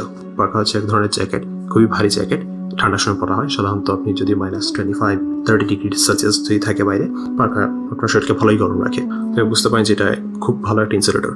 তো গরমের সময় যখন 25-28-30 ডিগ্রি এটি পরার কোনো মানেই হয় না, কিন্তু ওই সময় ব্যক্তি পার্কা পরেছিলেন এবং অন্যান্য শীতের কাপড় চোপড় পরেছিলেন। তো রবার্ট যখন ওই লোককে হালকা ট্যাপ করেন শোল্ডারে কথা বলার জন্য, জাস্ট এমনি ক্যাজুয়াল কথা বলার জন্য ট্যাপ করেন, যখন ওই লোকটি রবার্টের দিকে ফিরে তখন রবার্ট দেখতে পান যে তার মুখের জায়গায় পুরো হলো, মানে পুরো শূন্যস্থান, মুখের কোনো অবয়ব নেই, কোনো কাঠামো নেই, জাস্ট একটি হলো। মনে হচ্ছে অনেকটা দ্য হল অফ ম্যান ছবির মতো। ওই মানুষকে যখন আপনি মানে বৈজ্ঞানিক উপায়ে ইনভিজিবল করা হয়, কিন্তু তার উপর যখন কাপড় চাপানো হয় দেখা যায় যে তার বডি কাপড়ের নিচে আছে, এটা অ্যাকচুয়ালি কাপড় সরানোর পর দেখা যায় যে তিনি নেই, অনেকটা ওই রকম। কিন্তু এটা কখন কোনো মুভি না, এটা হচ্ছে রিয়েল লাইফ ঘটনা। ইভেন ওই ঘটনা শোনার সময় আমার হাতের রোম দাঁড়িয়ে গিয়েছিল, গুজবাম হচ্ছিল। যাই হোক, তো রবার্ট ওনাকে এটা দেখে মানে পুরো শকড হয়ে যান, এবং এটা দেখে এতই বেশি ভয় পান যে উনি তখন নামা শুরু করেন খুব কুইকলি, মানে কোনো প্রিকশন না নিয়ে, কোনো সময় না নিয়ে যত দ্রুত পারেন নামতে শুরু করেন। এবং প্রায় অর্ধেকের কাছাকাছি আসার সময় তার পা হড়কে যায় এবং তিনি খুব খারাপভাবে পড়ে যান একটি মডারেট উচ্চতা থেকে, যার কারণে তার পা ভেঙে যায় এবং সারফেসটা খুবই হার্ড হওয়ার কারণে তিনি তার পাও ভেঙে যায় এবং তার চামড়া ছিঁড়ে যায় এবং খুব খারাপভাবে জখম হন এবং তিনি অনেক রক্ত হারান। তো যখন তার এই অবস্থা হয় তখন তিনি বুঝতে পারেন যে তিনি আর নামতে পারবেন না। তো তিনি একটি গর্তের মতো জায়গা আবিষ্কার করেন পাহাড়ের গায়ে এবং সেখানেই লুকিয়ে থাকেন। সবচেয়ে মজার কথা হচ্ছে যে তিনি যখন আঘাতপ্রাপ্ত হন তখন ছিল বিকাল, এবং তার প্রায় 1.5 দিন পরে যদি আমি বলি তাকে খুঁজে পাওয়া হয়, তার মানে 2 রাত। এই 2 রাতই তিনি কাউকে পাহাড় থেকে ওঠার এবং নামার আওয়াজ শুনতে পান এবং কোকন বিদারী চিৎকারের আওয়াজও শুনতে পান ভোরের দিকে। এই ছিল মূলত ঘটনা। এই ঘটনার পর মানে 1.5 দিন পর সকালে তাকে খুঁজে পাওয়া হয়। তো এইটি শোনার পর মানে সবাই একটু হতবাক হয়ে যান যে জিনিসটা আসলে কি। জিনিসটা একবার চিন্তা করুন, সামার, একজন লোক পার্কা এবং শীতকালীন কাপড় পরে রয়েছে, কিন্তু তার কোনো বডি নেই, কোনো শরীর নেই, জাস্ট কাঠামোটা রয়েছে, অন্য কিছুই নেই। জিনিসটা খুবই অদ্ভুত, অবশ্যই ভৌতিক যদি আপনি চিন্তা করেন যে আশেপাশে কোনো জনমানব নেই। জিনিসটা খুবই অদ্ভুত। তো এই ছিল ঘটনা। তো এই ঘটনা শোনার পর আমি ওই ভাইকে জিজ্ঞেস করেছিলাম যে আপনার কি মতামত, এটা কি সত্য হতে পারে কি না, মানে উনি কি কোনো ট্রমার কারণে উল্টাপাল্টা দেখছিলেন এরকম কিছু। তখন তিনি বলছিলেন হ্যাঁ, এটা একটা সম্ভাবনা থেকেই যায়, তবে আমার যা মনে হচ্ছে এরকম কিছু হয়নি, কারণ মূলত তিনি একজন প্রফেশনাল ক্লাইম্বার। তো ট্রমার কারণে তিনি এরকম উল্টাপাল্টা বলবেন বা অত্যধিক পরিশ্রমের কারণে বলবেন, এই জিনিসটা আসলে মানা যায় না। এবং ওই সময় খুব খুব মানে এক্সট্রিম কোনো ওয়েদার ছিল না যে কারণে তিনি এই জিনিসটা বলতে পারেন, মানে হাই টেম্পারেচার বা হাই কোল্ড এরকম কিছুই ছিল না। তো এটি কেন বলবেন তিনি? দ্বিতীয় কারণ হচ্ছে যে আমার জবের কারণে আমি অনেক উদ্ভট ঘটনা শুনেছি এবং এটাও তার মধ্যে একটা। তো সেই জন্য আমি কখনোই এগুলো অবিশ্বাস করি না, কারণ এগুলো ঘটে। আরও অন্যান্য অনেক অদ্ভুত ঘটনা আমার সাথে ঘটেছে যা আমি দেখেছি। সাধারণত আমরা এগুলো কারোর সাথে শেয়ার করি না, কারণ অনেক সময় মানুষজন বিশ্বাস করবে না। তো রাসেল ভাই, এই ছিল আমার ঘটনা। যদি ভালো লাগে অবশ্যই শেয়ার করবেন, আর ইভেন যদি লিসেনারদের ভালো লাগে তাহলে আমি ওনার কাছ থেকে শোনা আরো কিছু অদ্ভুত ঘটনা শেয়ার করবো। তাহলে আজ এ পর্যন্তই, আল্লাহ হাফেজ। Face it. Radio Money Furti. Boot FM. The night comes alive. বিশ্বাস করা না করাটা আপনার ব্যাপার।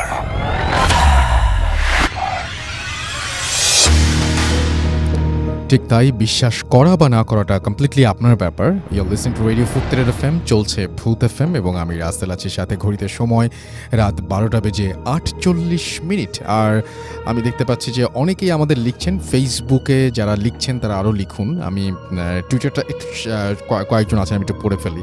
আমাদের সঙ্গে আছেন বাইজিদ, আমাদের সঙ্গে আছেন তিনি ধূপচাচিয়া বগুড়া থেকে লিখছেন। আমাদের সঙ্গে আছেন দেখতে পাচ্ছি শিফাত ইসলাম রাকিব, সুইজারল্যান্ডে চলে যাচ্ছেন তিনি নেক্সট উইকে। তিনি সবাইকে প্রে করতে বলেছেন তার জন্য। আমাদের সঙ্গে আছেন দেখতে পাচ্ছি এছাড়াও পপি, এছাড়াও আমাদের সঙ্গে আছেন দেখতে পাচ্ছি তাহমিনা আফরিন তুলি, এবং তিনি বলছেন যে ফাইনালি তিনি ভূত এফএম পেয়েছেন অ্যান্ড হোল উইক তিনি ওয়েট করেছেন ভূত এফএমের জন্য। থ্যাংক ইউ ভেরি মাচ আমাদের সঙ্গে থাকার জন্য। অ্যান্ড আনুজ আমাদের সঙ্গে আছেন এবং তিনি ইন্ডিয়া থেকে শুনছেন এবং তিনি বলছেন যে ইন্দোর, আচ্ছা ইন্ডিয়া থেকে শুনছেন তিনি, এবং তিনি ভূত এফএমের অনেক বড় একজন ফ্যান। ফুর্তি অ্যাপ দিয়ে তিনি শুনছেন। ওকে, থ্যাংক ইউ সো মাচ আমাদের সঙ্গে থাকার জন্য। আমাদের সঙ্গে আছেন এছাড়াও দেখতে পাচ্ছি মোস্তফা কামাল, আমাদের সঙ্গে আছেন এছাড়াও প্রিন্স রাজ সহ আরও অনেকে। তো যাই হোক, আমাদের যদি এইখানে আপনি যদি আসতে চান তাহলে রাসেল__ ভূত এফএম এটা দিয়ে খুঁজলেই আমাকে পেয়ে যাবেন। আমাদের সঙ্গে এছাড়াও ফেসবুক পেজ যারা আছেন www.facebook.com/radio.furti and www.facebook.com/bhutfm.russell, এই দুটো পেজেও আপনি আমাদের সাথে কানেক্টেড থাকতে পারেন। আমাদের সাথে যদি আপনি ইমেইল বা আপনার ঘটনা শেয়ার করতে চান তাহলে চলে যান, আমাদের ইমেল অ্যাড্রেসটা আপনাদের মনে রাখতে হবে। আমাদের ইমেল অ্যাড্রেস হচ্ছে bhutfm@radiofurti.fm, which is bhutfm@radiofurti.fm। আপনার নাম, ঠিকানা এবং ফোন নাম্বার সহ আপনার জীবনে ঘটে যাওয়া বা আপনার জানা সেরা ঘটনা লিখে পাঠিয়ে দিন আমাদের কাছে। ঘটনার শুরুতে অবশ্যই উল্লেখ করুন যে ঘটনাটি আপনি স্টুডিওতে এসে শেয়ার করতে চান, নাকি আপনি চান আপনার ঘটনা আমরা পড়ে শোনাই। যারা দেশের বাইরে আছেন তারা সরাসরি অডিও ক্লিপ পাঠাতে পারেন বা লিখেও পাঠাতে পারেন ঘটনাটি। আমরা চলে যাব আমাদের নেক্সট যে আমাদের গেস্ট রয়েছেন তার কাছে। আপনার নামটা একটু জানতে চাইবো, প্লিজ আপনার নামটা একটু বলবেন, তারপরে আপনি কোথা থেকে এসেছেন সেটা একটু কাইন্ডলি বলবেন, তারপরে আপনার ঘটনায় যাব। জি, আসসালামু আলাইকুম। ওয়ালাইকুম আসসালাম। আমার নাম তানভীর। জি। আমি মিরপুর ডিএক্সএস থেকে এসেছি। জি। Thank you for having me. আমার হৃদয়টা অনেক দুর্বল। আচ্ছা, আমি খুব ভীতু কিসিমের একটা মানুষ। আচ্ছা, তো ব্যক্তিগতভাবে কোনো সময় আমি এরকম ভৌতিক ব্যাপারে এক্সপেরিয়েন্সড হয়নি আমার, বাট হোপফুলি যেদিন হবে হয়তো বা আমি আর থাকবো না ভালোর জন্য। সো আমি যেটা বলতে চাচ্ছি সেটা হচ্ছে একটা শোনা কথা, মানে আমি আরেকজনের কাছ থেকে শুনেছি, নিজে এক্সপেরিয়েন্স করিনি। সেটা হচ্ছে আমি ছোটোবেলায়, this is a story back in 95, যখন আচ্ছা। আমার বয়স 5 বা 6 বছর বয়সে, আমি আমার বাবা মার সাথে দাদাবাড়ি গিয়েছিলাম গাইবান্ধায়। জি। তখন আমাদের দাদাবাড়িটা একতলার বাড়ি ছিল, মানে ইটস এ সিঙ্গেল ফ্লোর, আর বাউন্ডারিটা যেটা ছিল সেটা পুরোটা তার কাটাতে ঘেরা ছিল। আচ্ছা, তো রাত তখন হয়তো বা বাজে 2:30 বা 3টা, মোস্টলি এই টাইমটাতেই সব কিছু হয়। সো হ্যাঁ, তিনটা খুবই একটা মানে হ্যাঁ, অন্যরকম ধরনের একটা ব্যাপারটা time। ওরকমই। সো ওই টাইমটাতে আমরা সবাই ঘুমোচ্ছিলাম, তো হুট করে ছাদে মনে হচ্ছিল কেউ যিনি হাঁটছে। এখন একটা নর্মাল মানুষ যখন হাঁটবে আর যখন একজন ভারী মানুষ হাঁটবে তখন কিন্তু একটা তফাৎ হবে। সেটাই। সো যেহেতু বাসাটা সিঙ্গেল ফ্লোর ছিল, উপরে হাঁটাটা কোনো মানে হাঁটাটা প্রশ্নে আসে না, হাঁটাটা, বিকজ সিঙ্গেল ফ্লোর।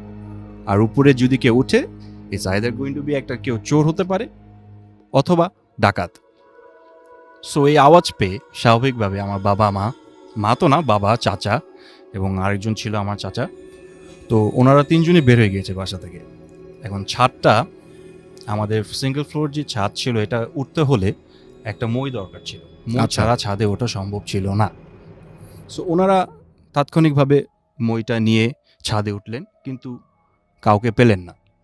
আর সেই টাইমে গ্রামবাসীদের ইলেকট্রিসিটির ফ্যাসিলিটিটা কম ছিল, সো আলোটা তেমন একটা ছিল না। So they had to carry torch light in order to see যে রাতেবেলা কে কোথায় কী করছে। তো ওনারা ছাদে উঠে টর্চ লাইট দিয়ে যখন দেখলেন যে কেউ নেই, তখন ব্যাপারটা সবারই একটু নাড়া দিয়ে উঠলো যে যেটা হচ্ছে কি অ্যাকচুয়ালি জিনিসটা কি, কারণ বাউন্ডারি তো তার কাটাতে ঘেরা, আর কেউ যদি আসেও তার তো যেতেও সময় লাগবে, আর আওয়াজ তো পাবো যেতে গেলে। তো এরকম কোনো যখন সাইন্স পেল না, তখন স্বাভাবিকভাবে সবাই একটু ভয় পেয়ে উঠল। কিন্তু তারা যখন নেমে আসে, তখন একটা কালো বিড়ালও তাদের সাথে নেমে আসলো। এইটা আমি নিজে দেখেছিলাম এবং আমার সাথে যারা আমার বাবা ছিল, চাচা ছিল, তারাও দেখেছিল। তো এই জিনিসটা আমার কাছে অস্বাভাবিক লেগেছে এবং তাদের কাছেও, যে কেউ ছিল না কিন্তু কালো বিড়ালটা ছিল, কালো বিড়াল। ফার্স্ট অফ অল যেটা সেটা হচ্ছে যে ওপরে যদি কেউ হাঁটার পরে যখন সবাই বেরিয়ে এসে যদি কেউ দেখতে চায় যে ওপরে কে হাঁটছিল, তার তো নামার রাস্তা একটাই। সুতরাং যদি ওপরে কেউ থাকে তাহলে ওই দিক দিয়েই নামবে। জি। এবং উপরে যে যখন খোঁজা হলো তখন দেখা গেলো যে কেউ নাই। জি। সো কালো বিড়ালটা যখন দেখলো সবাই, তখন তাদের যে ভয়টা ছিল ওটা আরো দ্বিগুণ হয়ে গেল। আচ্ছা। সো এই এতটুকু স্টোরিটাই যেটা আমি নিজে ফেস করেছিলাম, বাট তাও তখন তো আমি ছোট ছিলাম, হ্যাঁ, অতটা আমার বোধ ছিল না। So this was the small story that I faced during my lifetime. Thank you so much, thank you. আমরা ঘটনা শুনলাম এবং আমরা এখন যেটা করবো সেটা হচ্ছে আরও একটা ঘটনায় যাব এবং এটা একটা আমাদের ইমেইল, সেই ইমেইলে আমরা চলে যাব এবং এই ইমেইলটা আমি আপনাদের জন্য পড়ে শোনাতে চাই। এটা আমাদের আজকের সেকেন্ড ইমেল, রাইট? তো আশা করছি যে এটাও আপনাদের অনেক ভালো লাগবে। আমি চেষ্টা করছি যেভাবে তিনি লিখেছেন সেভাবেই পড়ে শোনানোর জন্য। অ্যান্ড থ্যাঙ্কস তানভীর আপনার ঘটনা শেয়ার করার জন্য। আমি এখন চলে যাচ্ছি আমাদের পরবর্তী ঘটনায়। আসসালামু আলাইকুম রাসেল ভাই, আশা করি ভালোই আছেন, কারণ আপনি সবসময় ভালোর দলে একজন। আমি ঢাকার উত্তরায় থাকি, স্টুডিওতে গিয়ে ঘটনা শেয়ার করা সম্ভব নয় বলে লিখে পাঠালাম, ভালো লাগলে পড়ে শোনাবেন। তো আমি সরাসরি ঘটনায় চলে যাচ্ছি। ঘটনাটি 2012 সালে ঘটা। আমার বাপদাদার পূর্বপুরুষরা এখানে ছিল, তাই এই শহরে ছোট্ট থেকে বড় হই। শুনেছি গ্রাম নাকি অনেক সুন্দর হয়, কিন্তু আফসোস আমার গ্রামের বাড়ি নেই। আমাদের বাসাটা 3 তলা, আমরা 3য় তলায় থাকি, বাকি 1ম ও 2য় তলা ভাড়া দিয়েছি। আমাদের 2য় তলায় একজন ভাড়াটিয়ার সাথে আমাদের খুব ভালো সম্পর্ক ছিল। তারা স্বামী স্ত্রী আর একটা 6 বছরের মেয়ে নিয়ে থাকতো। তাদের গ্রামের বাড়ি ছিল টাঙ্গাইল। কোনো এক কারণে, আমি এলাকাটার নাম উল্লেখ করছি না, হঠাৎ তারা একদিন আমাকে বলল তারা তাদের গ্রামের বাড়ি যাবে এবং আমাকে বলল তাদের সাথে আমি যাব কিনা। আমি জানতে চাইলাম কেন যাব না। তারা বলল তাদের ছোট ভাইয়ের বিয়ে, তাদের নিমন্ত্রণ করেছে, তাই তারা যাচ্ছে। আমি ভাবলাম গ্রাম ও গ্রামের মানুষের বিয়ে দুইটা একসাথে দেখা যাবে, তাই রাজি হয়ে গেলাম। তারপর যথাসময় তাদের সাথে রওনা দিলাম এবং খুব ভালোভাবেই সেখানে পৌঁছালাম। তারপর ফ্রেশ হয়ে দুপুরের খাবার খেয়ে একটু রেস্ট নিলাম। তারপর বিকেলবেলা ভাবলাম একটু ঘুরে দেখি এলাকাটা। যেই ভাবা সেই কাজ, বেরিয়ে পড়লাম ঘুরতে। গরমের সময় গ্রামটায় ঘুরতে বেশ ভালোই লাগছিল, তবে কিছুটা অবাক হচ্ছি কারণ এলাকায় অনেকটা গাছ, 1টা থেকে 2টা সাইনবোর্ড লাগানো, আর তাতে মানুষের নাম ও তারিখ লেখা। ভাবলাম হয়তো গাছগুলোর মালিকের নাম। যাই হোক, আমি ঘুরতে লাগলাম। একটু পর একটা নদীর তীরে দাঁড়িয়ে মুগ্ধ হয়ে দেখছি। তারপর ফিরে এলাম বাসায়।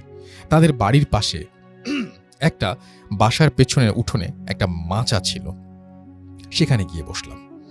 এলাকার সব জায়গা থেকে এই জায়গাটা মনে হলো একটু বেশি ঠান্ডা আর একটু বেশি বাতাস। হঠাৎ নজর গেল সেই বাড়ির উঠোনের শেষ প্রান্তে একটা গাছ দেখে। মনে হচ্ছে খুব পুরনো একটা গাছ, আর তাতে 2টা সাইনবোর্ড দেয়া আছে। আমি গাছটির সামনে গিয়ে ভালো করে বোঝার চেষ্টা করছি এটা কি গাছ। হঠাৎ আমাদের ভাড়াটিয়ার ছোট ভাই এসে বলল, এখানে কি করেন? এটা ভালো জায়গা না, চলেন বাসায় যাই। আমি কৌতূহল নিয়ে জিজ্ঞেস করলাম, সামনের ওই বড় গাছটা কি গাছ? ওইটা বকুল গাছ। আমি অবাক হয়ে গিয়েছি এবং অবাক হয়ে দেখছি গাছটা, কারণ এত বড় বকুল ফুলের গাছ আমি এর আগে কখনোই দেখিনি। যাই হোক, আমি আর সেই ভাই চলে এলাম বাসায়। সন্ধ্যায় হালকা নাস্তা করার পর আবার সেই মাচায় গিয়ে বসলাম, কারণ গরমের মধ্যে এই জায়গাটা অনেক ঠান্ডা, খুব ভালোই লাগছে। বসে বসে মোবাইলে ভিডিও, গান দেখছি আর কি।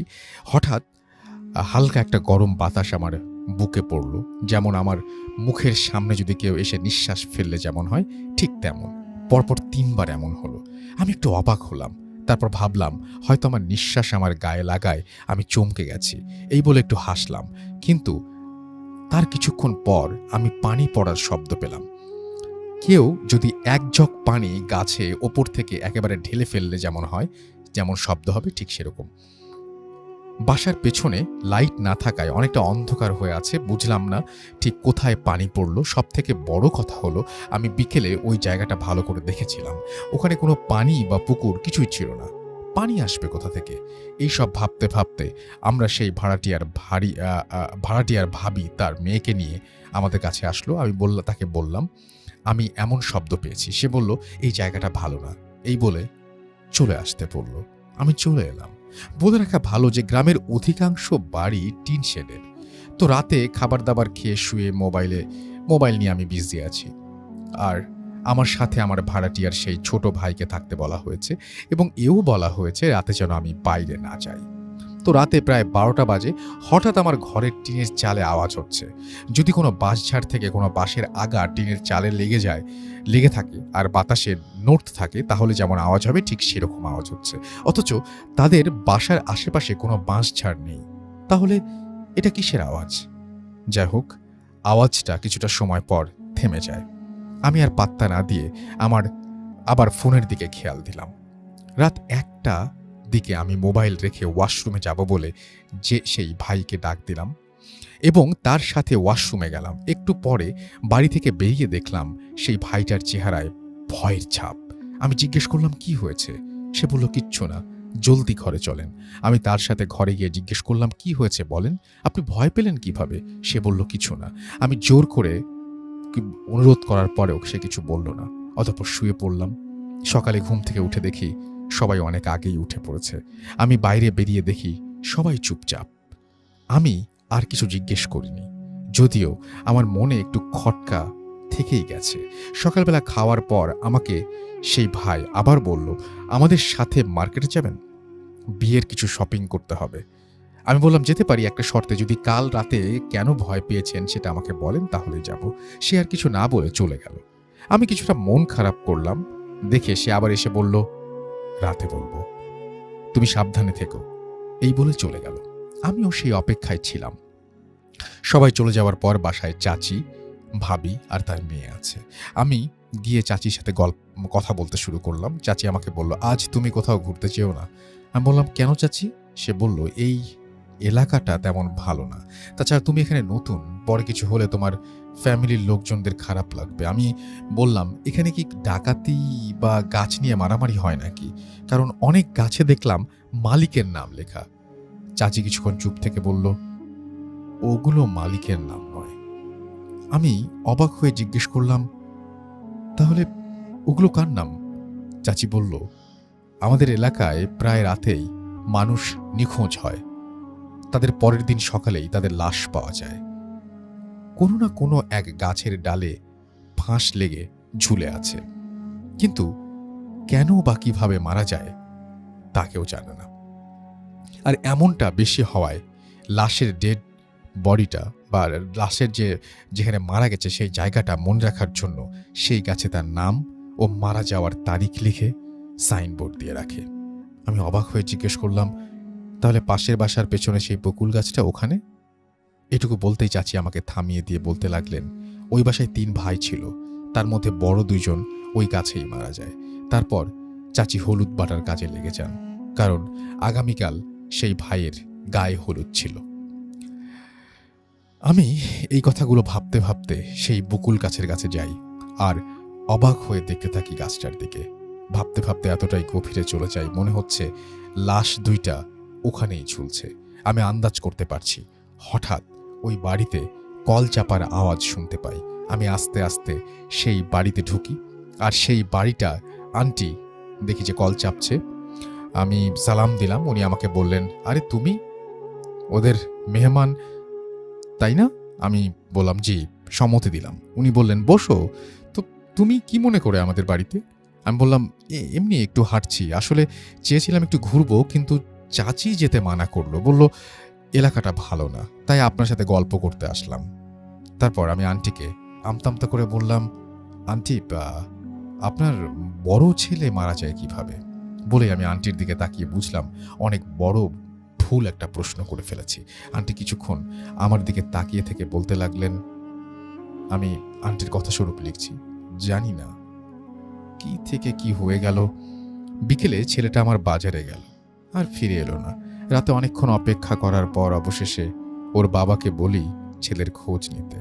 তার বাবা তাড়াতাড়ি বাজারে গিয়ে তার বন্ধুর দোকানে গিয়ে তার ছেলের খোঁজ নেন, কিন্তু ওর বন্ধুরা বলল সে তো অনেক আগেই বাজার থেকে বাসার দিকে রওনা দিয়েছে, এখনো বাসায় যায় নাই।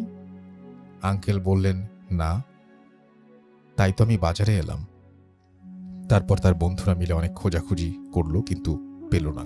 পরদিন সকালে তার লাশ ওই বকুল গাছে ঝুলন্ত অবস্থায় পাওয়া যায়। তারপর বাড়িতে শোকের ছায়া নেমে আসে। বিকেলে ছেলের দাফন কাফন করার পর সবাই ঘরে বসে আছে। হঠাৎ রাত 12টার পর বাড়ির পেছনে সেই বকুল গাছ থেকে কারো হাঁটার আওয়াজ পাওয়া যায়। মনে হয় কেউ এই দিকেই আসছে। একটু পর আওয়াজটা থেমে যায়। হঠাৎ ঘরের পেছন থেকে কেউ ভাঙা গলায় বলে, মা। এরপর আওয়াজ শুনে আন্টি শোয়া থেকে উঠে বসে কান খাড়া করে আবার শোনার চেষ্টা করে। একটু থেকে আবার সেই আওয়াজটা আসে, মা। এবার আন্টি বুঝতে পারে এটা তার ছেলের গলা। আন্টি কিছু না বুঝেই খাট থেকে নেমে ছেলের কাছে ছুটে যায়। ঠিক এমন সময় বাকিরা সবাই তাকে টেনে ধরে ফেলে। আন্টি ছেলের নাম ধরে ডাক দেওয়ার আগেই তার আন্টির মুখ চেপে ধরে আর কানের কাছে ফিসফিস করে বলে, ও তোমার ছেলে নয়, আমাদের ছেলে মারা গেছে। ঠিক এমন সময় আবার আওয়াজ এলো, মা। তারপর আমার মেজো ছেলে বলে, কে কে ওখানে? তারপর আর কোনো আওয়াজ আসে না। তারপর থেকে প্রায় রাতে তাদের ঘরের পেছনে কেউ এসে টিনে টোকা দেয়। আবার মাঝরাতে কারো হাঁটার আওয়াজ পাওয়া যায়। একদিন আমার মেজো ছেলে তার রাতে টয়লেটে যায় কাজ, এবং টয়লেট থেকে ফেরার সময় সে কৌতূহলে গিয়ে দেখতে চায় যে কে ওখানে। টিনের গেটটা হালকা ফাঁকা ছিল। সেখানে চোখ রেখে দেখতে পায় সাদা কাপড় পরা একজন ওখানে হাঁটছে। একটু ভালো করে দেখার জন্য গেটটা খুলে আর একটু ফাঁকা করতে গেলে টিন থেকে একটা আওয়াজ বের হয়। আবার সাথে সেই অবয়বটার দিকে তাকায় আর সে দেখতে পায় সেই অবয়বটা আর কেউ নয়, তার বড় ভাই। এইটুকু দেখে সে সেন্সলেস হয়ে যায়। যখন তার সেন্স আসে তখন তার ঘরে আবিষ্কার করে সে নিজেকে, আর তার পাশে তার বাবা মা ছোট ভাইকে দেখতে পায়। তারপর সে সেন্সলেস হওয়ার কারণ জানতে চাইলে রাতের সব ঘটনা খুলে বলে। তারপর সবাই চিন্তায় পড়ে যায়, যাকে কিছুদিন আগে কবর দিয়ে আসলাম সে কিভাবে বাড়ির পেছনে হাঁটাহাঁটি করবে। কেউ কেউ বলে এটা খারাপ জিন। তারপর তার কিছু আগে আন্টির মেজো ছেলে বন্ধুদের সাথে আড্ডা দিতে থাকে এবং ফিরে আসে না। অনেক খোঁজাখুঁজির পর তাকে পাওয়া যায়। সবার মাঝে সেই একই চিন্তা বিরাজ করে। পরদিন সকালে সবার চিন্তাকে সঠিক করে সেই লাশ বকুল গাছে পাওয়া যায়। আন্টি এইটুকু বলেই আঁচল দিয়ে মুখ মুছতে লাগলেন। আমি তার আর কিছু জিজ্ঞেস করতে পারলাম না। চলে এলাম বাসায়। রাতে খাওয়ার পর আমি সেই ভাইকে রাতের কথা জিজ্ঞেস করলে সে আমাকে বলে, আমি টয়লেটে ঢোকার পর সে এদিক ওদিক তাকাতেই দেখতে পায় আমাদের ঘরের পেছন দিক দিয়ে একটা সাদা অবয়ব সোজা সেই বকুল গাছের দিকে চলে যায় এবং বকুল গাছের নিচে যে মিলিয়ে যায়। এটা দেখে সে খুব ভয় পায়, আর সে ভালো করেই জানে বকুল গাছের নিচে রাতে কে হাঁটে। আমি তাকে রাতের সেই টিনের আওয়াজের কথা বললে সে বলে, আমরা প্রায় এমন আওয়াজ শুনি। প্রথম ভয় লাগলেও এখন আর পাত্তা দিই না। তারপর আমি সেখানে 4-5 দিন থেকে ঢাকায় চলে আসি। এই ছিল ঘটনা। গুছিয়ে লিখতে পারলাম কিনা জানি না, ভুল হলে ক্ষমা করবেন। আর ঘটনাটা ভালো লাগলে পড়ে শোনাবেন। আমার ঘটনা ও লেখাগুলো ভালো লাগলে আমাকে জানাবেন, তাহলে উৎসাহের সাথে আরও ঘটনা লিখে পাঠাবো। আমার কাছে আমার নানুকে নিয়ে জিন সম্পর্কে বেশ কিছু ঘটনা আছে। ভূত এফএম দীর্ঘজীবী হোক। আমার নাম ও ঠিকানা গোপন রাখার অনুরোধ করছি। ওকে, আমি পড়লাম না। Thank you very much. এই ছিল ঘটনাটা, এবং আমরা চলে যাব আমাদের আফনান ভাইয়ের কাছে আরও একবার, এবং আফনান ভাই আপনার কাছে আরও একবার আরেকটা ঘটনা শুনবো। আশা করছি এই ঘটনাটি আপনাদের ভালো লাগবে। তবে তার আগে একটু আমি আসলে কিছু কমেন্ট না পড়লেই মুশকিল, আমি একটু পড়ে ফেলি। আমি দেখতে পাচ্ছি যেখানে অনেকে লিখছেন, এবং আমাদের সাথে আছেন এই মুহূর্তে কামরুল ইসলাম, আফনান ভাইয়ের ঘটনা ভালো লাগছে। নাইম ইসলাম নাইম, অনেক জোস স্টোরি। এমডি মেহেদি হাসান আমাদের সাথে আছেন নারায়ণগঞ্জ থেকে। নয়ন আমাদের সাথে আছেন, এবং তিনি শুনছেন আমাদেরকে এই মুহূর্তে। আমাদের সঙ্গে আছেন দেখতে পাচ্ছি এমডি ফখরুল ইসলাম মাহিন। এছাড়াও আছেন আমাদের সঙ্গে আকবর হোসেন, বংশাল থেকে শুনছেন তিনি। এমডি আউলাদ হুসাইন, অনেকদিন পর একটা ভালো ইমেইল শুনলাম, সত্যি কিনা বুঝতে পারছি না কিন্তু ভালো লাগলো। নিঃসঙ্গ পানকৌড়ি বলেন সেকেন্ড ইমেলটা অনেক ভয়ঙ্কর। মাহিন খান হৃদয় বলছেন খুব ভয় লাগছে। তানভীর ফারাবি আমাদের সঙ্গে আছেন। প্রিন্স শহীদুল আমাদের সঙ্গে আছেন উসমান গনি। এছাড়াও জুবাইর আহমেদ রোমিও আমাদের সঙ্গে আছেন। সুপার হিট স্টোরি তিনি লিখেছেন, লিটন নাটোর থেকে লিখেছেন। দ্বিতীয় ইমেলটি অনেক ভয়ানক এবং রক্তহীন করা ছিল। তাহসান ইসলাম অনিল আমাদের সঙ্গে অলি আমাদের সঙ্গে আছেন, এবং আমাদের সঙ্গে আছেন দেখতে পাচ্ছি নাইম ইসলাম নাইম, আমাদের সঙ্গে আছেন দেখতে পাচ্ছি মাহিন খান হৃদয়, হাসিবুর রহমান দীপু আমাদের সঙ্গে আছেন, আমাদের সঙ্গে আছেন ইপন খান হৃদয়, এছাড়াও মোহাম্মদ সালমান খান আমাদের সঙ্গে আছেন, নাইভার ম্যান ইমন আমাদের সঙ্গে আছেন, আমাদের সঙ্গে আছেন দেখতে পাচ্ছি এছাড়াও প্রিন্স শহীদুল, আমাদের সঙ্গে আছেন লিটন, আহমেদ শাহিদ আমাদের সঙ্গে আছেন, বাইজিদ আমাদের সঙ্গে আছেন, মোসাদ্দাম হুসাইন আমাদের সঙ্গে আছেন, আমাদের সঙ্গে আছেন দেখতে পাচ্ছি দেব অয়ন, এছাড়া আমাদের সঙ্গে আছেন জাহিদুল খান, সঞ্জিদা সুমি, মাহিন হৃদয় সহ আরও অনেকে আমাদের সঙ্গে আছেন। থ্যাংক ইউ ভেরি মাচ আমাদের সঙ্গে থাকার জন্য। আমাদের যে রেডিও ফুর্তির যে পেজটা সেখানে অনেকে আছেন, এবং মোমো আমাদের সঙ্গে আছেন এবং বলছেন থ্যাংক ইউ ব্যাক করার জন্য। লাস্ট ফ্রাইডে তিনি মিস করেছেন সেটা তিনি বলছেন। শিশির আহমেদ আমাদের সাথে আছেন। ইমেলটা সত্যি অনেক ভয়ের ছিল ভাইয়া, শুনে ভয় লাগছে। খন্দকার এমডি আচ্ছা এটা শিশির আহমেদ লিখেছেন আমাদেরকে। খন্দকার এমডি আসিফ রোহান আমাদের সঙ্গে আছেন, আমাদের সঙ্গে আছেন মোহাম্মদ রকুনুজ্জামান, টাঙ্গাইল থেকে শুনছেন তিনি। PM মইনুল আমাদের সঙ্গে আছেন, আমাদের সঙ্গে আছেন তারানা তানজুম, এছাড়াও আমাদের সঙ্গে আছেন দেখতে পাচ্ছি মেহরাজ হোসাইন, এছাড়াও আছেন আমাদের সঙ্গে নাহিদ মাহমুদ সিয়াম, আরিয়ান সজীব আমাদের সঙ্গে আছেন, মুক্তার হুসাইন আমাদের সঙ্গে আছেন, ইকবাল নয়ন আছেন আমাদের সঙ্গে, হায়াত ইসলাম হৃদয় আমাদের সঙ্গে আছেন, আমাদের সঙ্গে আছেন দেখতে পাচ্ছি আরফিন ফাহিম, এছাড়াও আমাদের সঙ্গে আছেন দেখতে পাচ্ছি শৌকত আহমেদ সহ আরও অনেকে। আমরা চলে যাব আবারও আপনার ভাইয়ের কাছে। আপনার ভাই, চলুন আপনার তৃতীয় ঘটনাটা শুনে আসি। থ্যাংক ইউ রাসেল ভাই আমাকে You are আবার most সুযোগ welcome. দেওয়ার জন্য। জি। ভাইয়া এখন যেটি শেয়ার করবো এটা আমাদের রাজবাড়ির ঘটনা। জি। তো ঘটনাটি আসলে অনেক আগে, এটিও প্রায় আমাদের মুক্তিযুদ্ধের আগের ঘটনা। তো যার সঙ্গে ঘটেছিল ওনার নাম ছিল হচ্ছে জলিল। উনি পেশায় হলো কসাই ছিলেন, আচ্ছা, মানে ওনার প্রফেশনটা ছিল কসাই। বয়স খুব বেশি ছিল না, তো বয়স 20 থেকে 25-এর মধ্যে ছিল বয়স। ওনার বাড়ি ছিল রাজবাড়ির সদর থানার অধীনেই উড়াকান্দা নামক একটা জায়গা আছে, এটা একদম নদীর পাড়ে আর কি। আচ্ছা, রাজবাড়ি একদম পাশে, তো রাজবাড়িটা পদ্মা নদীর পাশে অবস্থিত, বেশ একদম নদীর কাছাকাছি ওনার বাড়ি ছিল। উনি সাধারণত সন্ধ্যার পরে সাইকেল ছিল, সাইকেল চালিয়ে বাসায় চলে যেতেন, মানে এটা ছিল তার দৈনন্দিন মানে একটা কাজ আর কি। তো একদিন উনি কোনো কারণে বেশ কিছু কাজ শেষ করতে করতে দেরি হয়ে যেত, কারণ ওনাদের কাজটা ছিল রাসেল ভাই ওই পরের দিন যেই পশুগুলো জবাই করা হবে সেগুলো একটু ম্যানেজ করে তারপর যেতেন আর কি। আচ্ছা। এই জন্য আবার কখনো কখনো এটা ম্যানেজ করতে একটু দেরি হয়ে যেত। তো ওই দিন কোনো কারণে একটু দেরি হয়ে যায়, উনি সাইকেল চালায় বাসার দিকে যাচ্ছিলেন। তো বাসার দিকে যাওয়ার সময় তো আমাদের ওই ওরাকান্দার যে রাস্তাটা আছে, যারা রাজবাড়ী জেলায় থাকবেন আছেন তারা জানেন, সেখানে দাঁতশি নামক একটা জায়গা পড়ে।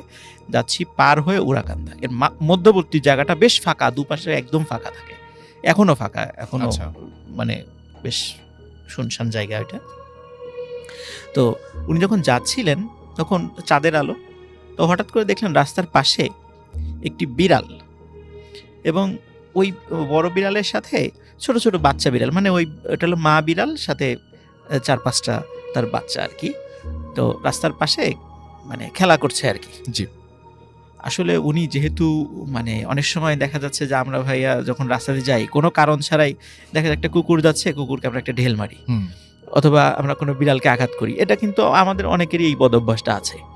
উনি যখন সাইকেল চালিয়ে যাচ্ছিলেন তো ওনার মধ্যে হঠাৎ করে একটা মানে দুষ্টু চিন্তা মানে মাথায় চেপে বসে। উনি করলেন কি, সাইকেলটা হঠাৎ করে ওই যখন দেখলেন যে কাছাকাছি চলে আসছে, বিড়াল রাস্তা থেকে সরে না, তখন উনি ওই দুষ্টু চিন্তাটা মাথায় আসে, উনি করে কি সাইকেলটা বিড়ালের গায়ের উপর দিয়ে চালাইতেন। আচ্ছা।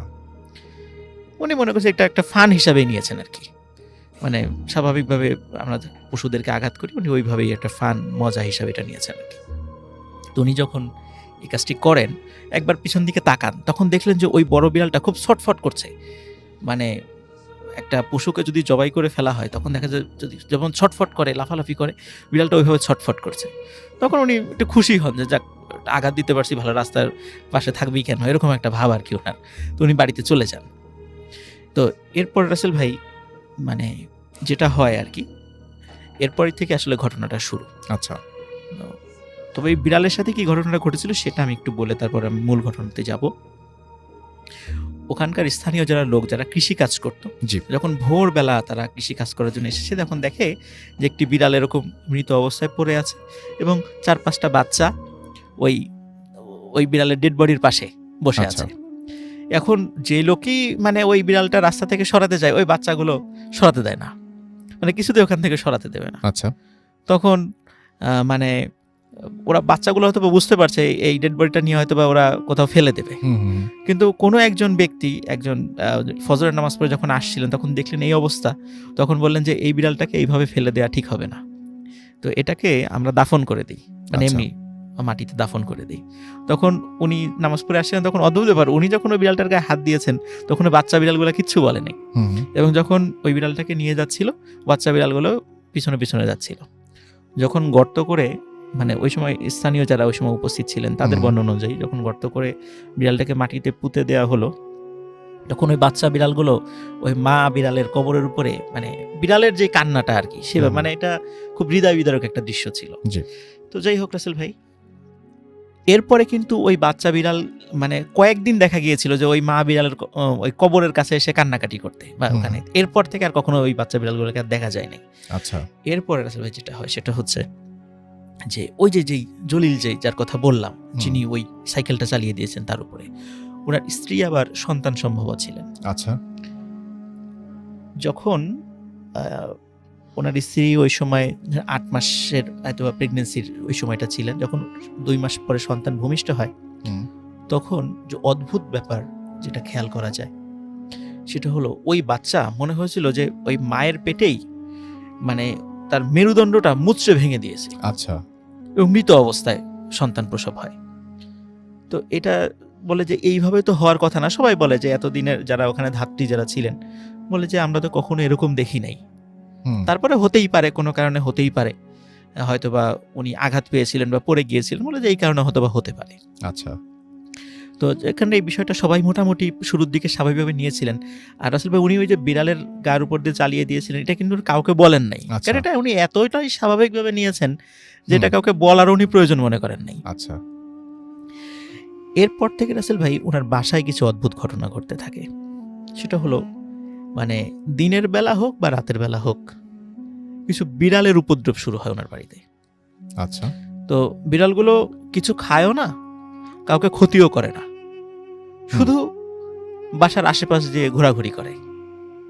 আচ্ছা। এবং ওদের খাবার দিলেও কিছু খায় না এবং কাউকে মানে অ্যাটাকও করে না। তো ওরা এটাও বিষয়টাকে আসলে স্বাভাবিকভাবে নিয়েছে বাড়ির সদস্যরা, এটা হতেই পারে, অনেক সময় এরকম বিড়াল টিড়াল আসে। কিন্তু দেখা যাচ্ছে কিছুদিন পর মানে বিড়ালের আনাগোনাটাও একটু বেশি হয়ে যাচ্ছে। প্রথম দিকে 2-3টা ছিল, পরে 4-5টা, তারপর 10টা, 12টা, 16টা, 20টা, এরকম করে আস্তে আস্তে মানে বাড়ছে। মানে বিড়ালটা এমন একটা অবস্থা যে বাড়ির চারদিকে বিড়ালগুলো থাকে কিন্তু বাড়ির কাউকে ক্ষতিও করে না, কিন্তু মানে খুবই একটা অদ্ভুত ব্যাপার যে এত বিড়াল ওই বাড়িতে কোথা থেকে আসছে। এর মধ্যে রাসেল ভাই একদিন মানে ওই জলিল যিনি, উনি রাতের বেলা, কারণ গ্রামের বাড়িগুলোতে সাধারণত ওয়াশরুমগুলো বাইরে থাকে, তো উনি রাতের বেলা ওয়াশরুমের জন্য বাইরে বের হন। সময়টা ছিল তখন শীতকাল। তো উনি হাতে একটা হারিকেন ছিল। আচ্ছা। তো হারিকেনটা নিয়ে বের হন। বের হওয়ার পর তো উনি মানে খেয়াল করছিলেন হারিকেনের আলোটার যে রেঞ্জ, যতটুকু আলো, ওই আলোটার ওই পাশে অসংখ্য বিড়ালের মতো মানে চোখ জ্বলছে, মানে দুটো চোখ আমরা দেখি রাতের বেলা কুকুর বা বিড়ালের চোখ জ্বলে, মানে অসংখ্য এরকম চোখ চতুর্দিকে। আচ্ছা। কিন্তু আলোটার কাছে আসতে পারছে না, মানে আলোর মধ্যে আসছে না, আলোটার ওই পাশে আছে। তখন উনি চিন্তা করছেন হয়তো ভাই বিড়ালগুলো হবে, কিন্তু উনি ভয় পান ওই সময় একটু। আচ্ছা। যে এতগুলো কেন, এটা কি অন্য কিছু? তখন উনি যেটা করেন সেটা হলো যে ওয়াশরুমে যাওয়াটা একটু দেরি করে উনি হারিকেনটা নিয়েই ওই বিড়ালগুলোকে তাড়া করা শুরু করেন। আচ্ছা। তখন তাড়া করার পরে দেখে সবগুলো চলে গেছে। তখন উনি যখন আবার ওয়াশরুমে যাবেন তখন দেখেন যে আগের থেকেও দ্বিগুণ পরিমাণ বিড়াল চতুর্দিকে। আচ্ছা। তখন উনি চিন্তা করেন মনে হয় যে দিনের বেলা মানে এগুলা গিয়ে আরগুলোকে ডেকে নিয়ে আসছে, উনি এটা মনে করেন। উনি আবার সেগুলোকেও তাড়িয়ে দেন। তখন মনে হলো যেগুলো তাড়িয়েছে তার থেকেও আরো দ্বিগুণ পরিমাণ বিড়াল চলে আসছে এখানে, এবং ওই আলোর ভিতরে তার আসতে পারছে না। আচ্ছা। তখন উনি চিন্তা করেন এটা মোটেও স্বাভাবিক বিষয় নয়। তখন উনি যেটা করেন সেটা হলো যে তখন উনি ওনার ঘরের দিকে যেতে থাকেন। এর মধ্যে কি হয় রাসেল ভাই, আসলে ওই হারিকেনটাতে আবার তেল ছিল খুবই কম, এটা উনি খেয়াল করেন নাই। উনি দেখলেন যে হারিকেনের তেলটা ফুরিয়ে গেছে, যে কোনো সময় হারিকেনটা বন্ধ হয়ে যাবে। এবং উনি খেয়াল করছেন এই আলোর রেঞ্জের মধ্যে তো আসতে পারছে না। উনি এটাও বুঝলেন যে যখনই এই আলোটা বন্ধ হয়ে যাবে তখনই এই বিড়ালগুলো আমাকে অ্যাটাক করবে। তখন উনি ঠিক ঘরের কাছাকাছি যখন আসার পরে হারিকেনটা ফেলেই এক দৌড়ে ঘরে চলে যান। তখন উনি জানালা দিয়ে দেখেন যে হাজার হাজার বিড়াল ওনার দরজার বাইরে। আচ্ছা। তখন উনি চিন্তা করেন যে এই ঘটনাগুলো কেন ঘটছে। তখন উনি পরিবারের সাথে শেয়ার করেন যে আমি তো এইরকম একটা ঘটনা ঘটেছিল, তো আমি তো বিষয়টা খুব স্বাভাবিকভাবে নিয়েছিলাম, কিন্তু এখন এই যে বাসায় যে এই পরিমাণ বিড়ালগুলো আসছে আমার মনে হয় ঘটনা। তখন উনি যেটা করেন, উনি ওই যেখানে ওই বিড়ালটাকে উনি আঘাত করেছিলেন সেখানে আশেপাশের লোকজনের কাছে জিজ্ঞাসা করেন। তখন বলে হ্যাঁ আসলে আমরাও তো এরকম একটা অদ্ভুত টাইপের বিড়ালকে কবর দিয়েছি, তো বিড়ালটা কবর দেওয়ার পর এরকম বাচ্চাগুলো আমরা দেখেছিলাম। তারপর এই ধরনের সব বিষয়গুলো উনি বর্ণনা করেন। তখন উনি বলছেন যে এটা আসলে কোনো স্বাভাবিক বিড়াল ছিল না। তখন এদিকে রাসেল ভাই ওনার যতগুলো সন্তানের পরে হয়েছিল প্রত্যেকেরই কিন্তু তারা মৃত অবস্থায় ভূমিষ্ঠ হয়েছে এবং প্রত্যেকেরই একই রকম অবস্থা। মনে হচ্ছে ওদেরকে কেউ মানে মুচড়ে ওদের কোমরটা ভেঙে দিয়েছে। এইভাবে ওনার প্রায় 6-7টা বেবি ওনার এইভাবে মৃত অবস্থায় প্রসব হয় ওনার ওয়াইফের। তো এরপরে ভালো একজন মানে আলেমের সাথে পরামর্শ করেন। তখন বলেন যে আসলে ওই বিড়ালটা ছিল একটা মা বিড়াল। আচ্ছা। ওরা এমনিতেই চাঁদের আলোতে খেলা করছিল, তোমার উচিত হয় নাই ওর গায়ের উপর দিয়ে সাইকেলটা চালিয়ে দেয়া। তখন যেহেতু তুমি এটা অন্যায় করেছো, তো এটার পানিশমেন্ট হিসেবে এটা হচ্ছে, তো এটার সমাধান হলো যে আল্লাহর কাছে দোয়া করো, কারণ যেহেতু হত্যার বদলে হত্যা, ওরা জিনরা এটাই বিশ্বাস করে। তো আল্লাহর কাছে দোয়া করো, আল্লাহ যদি ওদের মনটা নরম করে দেয় হয়তোবা তুমি এই জায়গা থেকে বের হয়ে আসতে পারবে। তারপর রাসেল ভাই একজন ভালো আলেমের সাথে পরামর্শ করার পরে উনি আবার মানে নাম বলছি না, উনি বর্তমানে অনেক আগে ঢাকার একটা স্বনামধন্য মাদ্রাসায় মুহাদ্দিস হিসেবে কর্মরত ছিলেন। তা উনি এখন আর জীবিত নাই। তো উনি ওই জিনদেরকে ডেকেছিলেন। তখন ওরা বলেছিল যে সে যেহেতু ইচ্ছাকৃতভাবে ঘটনাটা ঘটিয়েছে সুতরাং আমরা মানে প্রতিশোধ নেবই। তখন উনি বলেছিলেন যেহেতু একটা মানুষ উনি অন্যায় করেছেন, ওনার অনাগত সন্তানগুলো তার কোনো অন্যায় করেনি, রাইট, তো তোমরা ওনাকে ছেড়ে দাও, ওনার পাপের প্রায়শ্চিত্ত যথেষ্ট হয়েছে, ওনাকে এবার মুক্তি দাও। তখন বলেছিলেন যে আপনি যেহেতু একজন খুবই পরহেজগার ব্যক্তি, তা ও যদি ওয়াদা করে যে আর কখনো এইভাবে মানে অকারণে কোনো মানে পশুকে বা কাউকে কষ্ট দেবে না, তাহলে আমরা চিন্তা ভাবনা করে দেখতে পারি। তবে ওই আলেমের রিকোয়েস্টেই পরবর্তীতে মানে ওই জিন্না তাকে ক্ষমা করে দেয় আর কি, এবং তারপর থেকে উনি স্বাভাবিকভাবেই জীবনযাপন করেন। ওনার সন্তানরা এখনো জীবিত আছে, মানে এখনো পরবর্তী যে সন্তানগুলো হয়েছিল তো তারা স্বাভাবিকভাবেই হয়েছিল। তা ওনার বংশধররা এখনো আছে আর কি, তারা ওরাকান্দায় বসবাস করে, রাজবাড়ী জেলার ওরাকান্দা নামক গ্রামে। আচ্ছা। তো এখানে রাসেল ভাই আমরা ওই যে শুরুতে যে বিষয়টা বললাম যে এই যে রাতের বেলা হোক বা দিনের বেলা হোক অকারণে বিভিন্ন প্রাণীদেরকে কষ্ট দেয়া, এটা হোক সেটা জিন না যাই হোক সেটা, কিন্তু এটা এভাবে কিন্তু আমাদের ধর্মেও কিন্তু বা হাদিসে বা এইগুলো বলা আছে যে অকারণে কোনো প্রাণীকে যেন আমরা কষ্ট না দিই। তো যে কোনো সময় এই ধরনের একটা বিপদ চলেই আসতে পারে। থ্যাংক ইউ রাসেল ভাই, thank you so much, thank you, আপনাকে অনেক অনেক ধন্যবাদ। এবং আশা করছি এই ঘটনাটা আপনাদের ভালো লেগেছে। এটা ছোট্ট বিরতি নিব, বিরতির পরে একটা অডিও ক্লিপে যাব, তারপরে আবারও ফিরে আসবো। সেই পর্যন্ত আমাদের সঙ্গে থাকুন। Stay tune two radio Foorti FM and do ফুর্তি। Bhoot FM. The night comes alive. বিশ্বাস করা না করাটা আপনার ব্যাপার।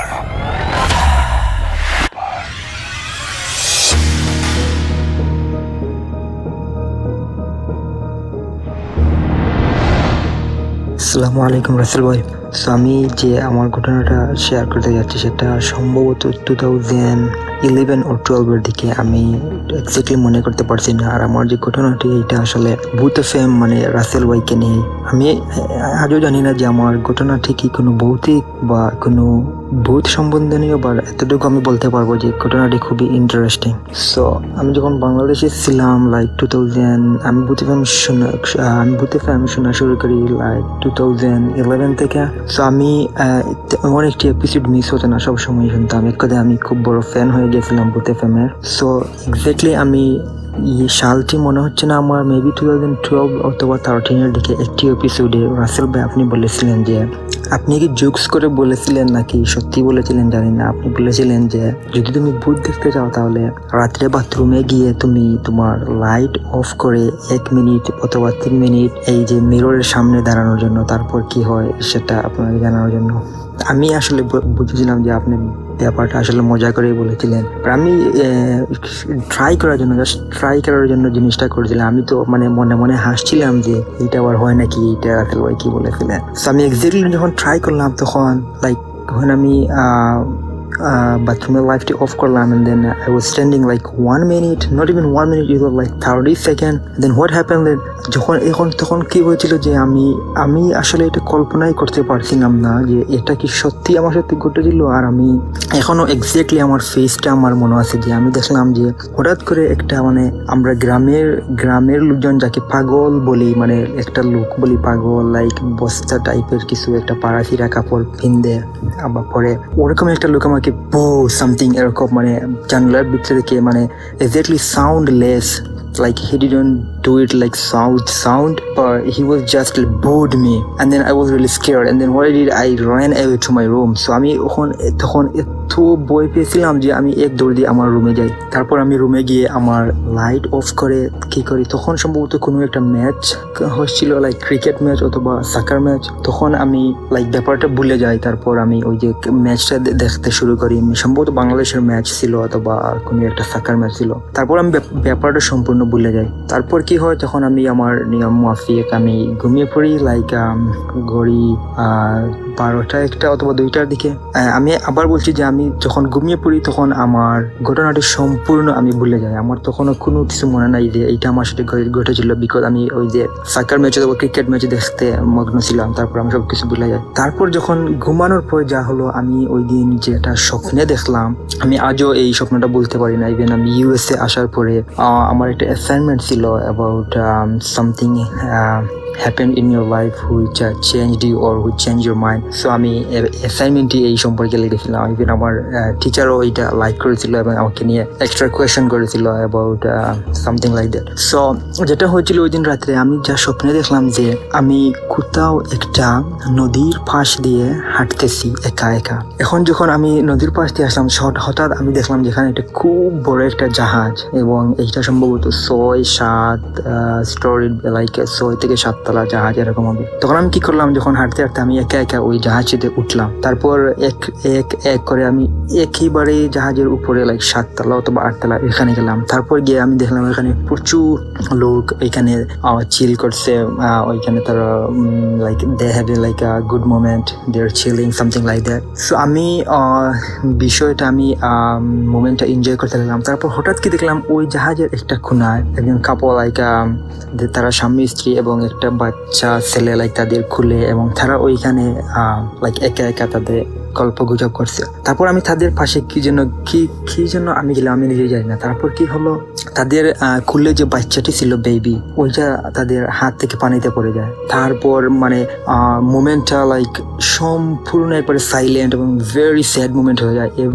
সব মানুষ একেবারে লাইক নিস্তব্ধ হয়ে যায় ওই ঘটনার পর। আর ওই যে বাচ্চাটার মা ছিল, উনি তো কাঁদতে কাঁদতে একবারে বেহুশ। তারপর আমি ওই সময় লাইক শকড হয়ে গেছিলাম, কি করব আমি বুঝতে পারছিলাম না। তারপর তখন হঠাৎ আমার একটা চোখ পড়লো একটা লোকের দিকে, ওই যে সেম লোকটা আমি আয়নায় দেখেছিলাম, ওই লোকটাই ওইখানে, লাইক ওইটা আমার দিকে তাকাচ্ছিল। আমি ওইটা দেখার পর মানে স্বপ্নের মধ্যে আমি খুব বেশি ভয় পাই। তারপর তাড়াতাড়ি আমি জাহাজ থেকে নেমে এক দৌড় দিই, এবং আমি দৌড় দিতে দিতে পিছনে আর মানে আমি পিছনে তাকানোর আর কোনো সাহসই পাচ্ছি না, আমি দৌড় দিতেছি। তারপর কি হচ্ছে রাসেল ভাই, অনেক দৌড়ানোর পর আমি যখন পিছনের দিকে তাকালাম, তখন দেখলাম যে লোকটা আর নেই। তারপর হঠাৎ আমি কি দেখলাম যে আমার সামনে একটা লাইক বাস, ছোট্ট একটা রাস্তা, আর ওইখানে একটা বাস আমার সামনে। তারপর আমি বাসটা পাইতে পেতেই আমি বাসে উঠে গেলাম।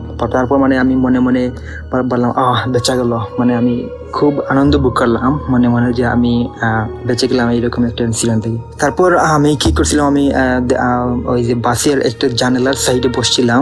তারপর আমি যে জানালাটা খুলে দিয়ে বাতাস খাচ্ছি, আর তারপর হঠাৎ আমি মানে দেখি যে আমি বাসের মধ্যে ঘুমিয়ে পড়ছি। তারপর কি হয়েছে রাসেল ভাই, আমি হঠাৎ মানে স্বপ্নের মধ্যে আমি বাসের মধ্যে ঘুম ভাঙলো। তারপর কি দেখি, আমি হঠাৎ দেখি যে বাসে একটাও প্যাসেঞ্জার নেই, আর আমার ঠিক লেফট সাইডে যে লোকটা বসে আছে সেই লোকটা হচ্ছে সেম লোক যাকে আমি আয়নাতে দেখেছিলাম সরাসরি। তারপর স্বপ্নের মধ্যে আমি যে ওই শিপ অথবা জাহাজে দেখছিলাম ওই লোকটা আমার পাশে বসে আছে। তারপর মানে আমি মানে চিৎকার দিতে পারছি না, মানে আমি মনে মনে চিৎকার দিব, বাট আমি আমার সমস্ত শরীরটা ফ্রিজ হয়ে যায়, আমি কিছুই করতে পারছি না। তারপর লোকটা আমার সাথে প্রথমে আমার গায়ে হাত দিল, মানে ওইটা আমি খুবই ঠান্ডা ছিল লোকটার হাত। তারপর লোকটা আমাকে বুঝাইতে চাইলো যে don't worry, I am not gonna harm you. মানে লোকটা আমাকে এটা বুঝাইতে চাইলো যে চিন্তার কোনো কারণে, আমি তোমার কোনো ক্ষতি করব না। তারপর লোকটা একটাই কথা আমাকে বলেছিল, তার মানে স্বপ্নের মাধ্যমে লোকটা আমার হাতে কোনো একটা জিনিস দিছিল। তারপর লোকটা ওই একটাই কথা আমাকে বলেছিল, লাস্ট সেন্টেন্স যেটা হবে, ওই সেন্টেন্স আমি এখনো ওইটা লিখে রাখছি, এবং ওই সেন্টেন্সটা আসলে খুবই উপকারী আমি মনে করি আমার লাইফের জন্য। যে লোকটা যে সেন্টেন্সটা বলেছিল যে, সো বেসিক্যালি লোকটা বলছিল যে এই যে পৃথিবী, মাটি, মানুষ, নদী, পাহাড়, পর্বত, যা কিছু আছে, যা কিছু আমরা দেখতে পাই বা না দেখতে পাই, সব কিছুই সৃষ্টি হয়েছে একটা রিজনে। আর এই সব কিছুই এমনিতেই কখনো সৃষ্টি হয় না, সব কিছু সৃষ্টি করার একটা উদ্দেশ্য রয়েছে। আর যেই এই সব কিছু সৃষ্টি করেছেন তিনি হচ্ছেন সেই মহান সত্তা। সো এটাই ছিল ভাই আমার ঘটনা। যদি ভালো লাগে শেয়ার করবেন, and advance thank you so much for sharing. And আমি আগে বলেছি ভাই, এটা ভৌতিক ঘটনা কি না তা আমি জানি না, তবে obviously I think it's interesting event and you guys like it. Bhoot FM. The night comes alive. বিশ্বাস করা না করাটা আপনার ব্যাপার।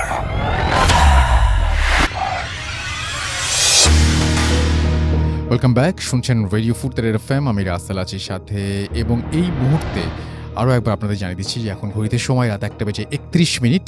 আমরা হয়তো আর একটা ঘটনা শুনতে পারবো, এবং আমাদের সঙ্গে আমাদের একজন অতিথি আছেন, তিনি আমাদের এই ঘটনাটি শোনাবেন, এবং আশা করছি যে এই ঘটনাটি আপনাদের ভালো লাগবে। ইন দ্য মেইন টাইম আমাদেরকে যদি আপনারা লিখতে চান, আমাদের ইমেল করতে চাইলে আমাদের ইমেল অ্যাড্রেস হচ্ছে bhootfm@radiofurti.fm, which is BHTTFM@radioForti.fm। আপনার নাম, ঠিকানা এবং ফোন নাম্বার সহ আপনার জীবনে ঘটে যাওয়া বা আপনার জানা সেরা ঘটনা লিখে পাঠান আমাদের কাছে। ঘটনার শুরুতে অবশ্যই উল্লেখ করুন যে ঘটনাটি আপনি স্টুডিওতে এসে শেয়ার করতে চান, নাকি আপনি চান আপনার ঘটনা আমরা পড়ে শোনাই। যারা দেশের বাইরে আছেন তারা সরাসরি অডিও ক্লিপ পাঠিয়ে দিতে পারেন বা লিখেও পাঠাতে পারেন ঘটনাটি।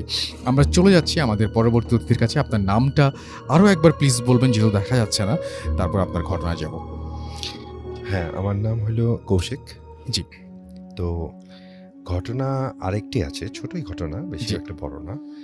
তো এই ঘটনাটা ছিল আমার নানি বাড়ি। জি। আমার নানি বাড়িটা হচ্ছে গ্রিন রোডে। জি। তো ওখানে নানি বাড়িতে আমার একজন কাজিন আছেন, বড় ভাই। উনি আমেরিকায় ছিল, পড়াশোনার জন্য গিয়েছিল। পরে ফেরত আসার পরে উনি নিজেই নিচে একটা বাসা নেন, যে একটা কোচিং সেন্টার করবে এই উদ্দেশ্যে।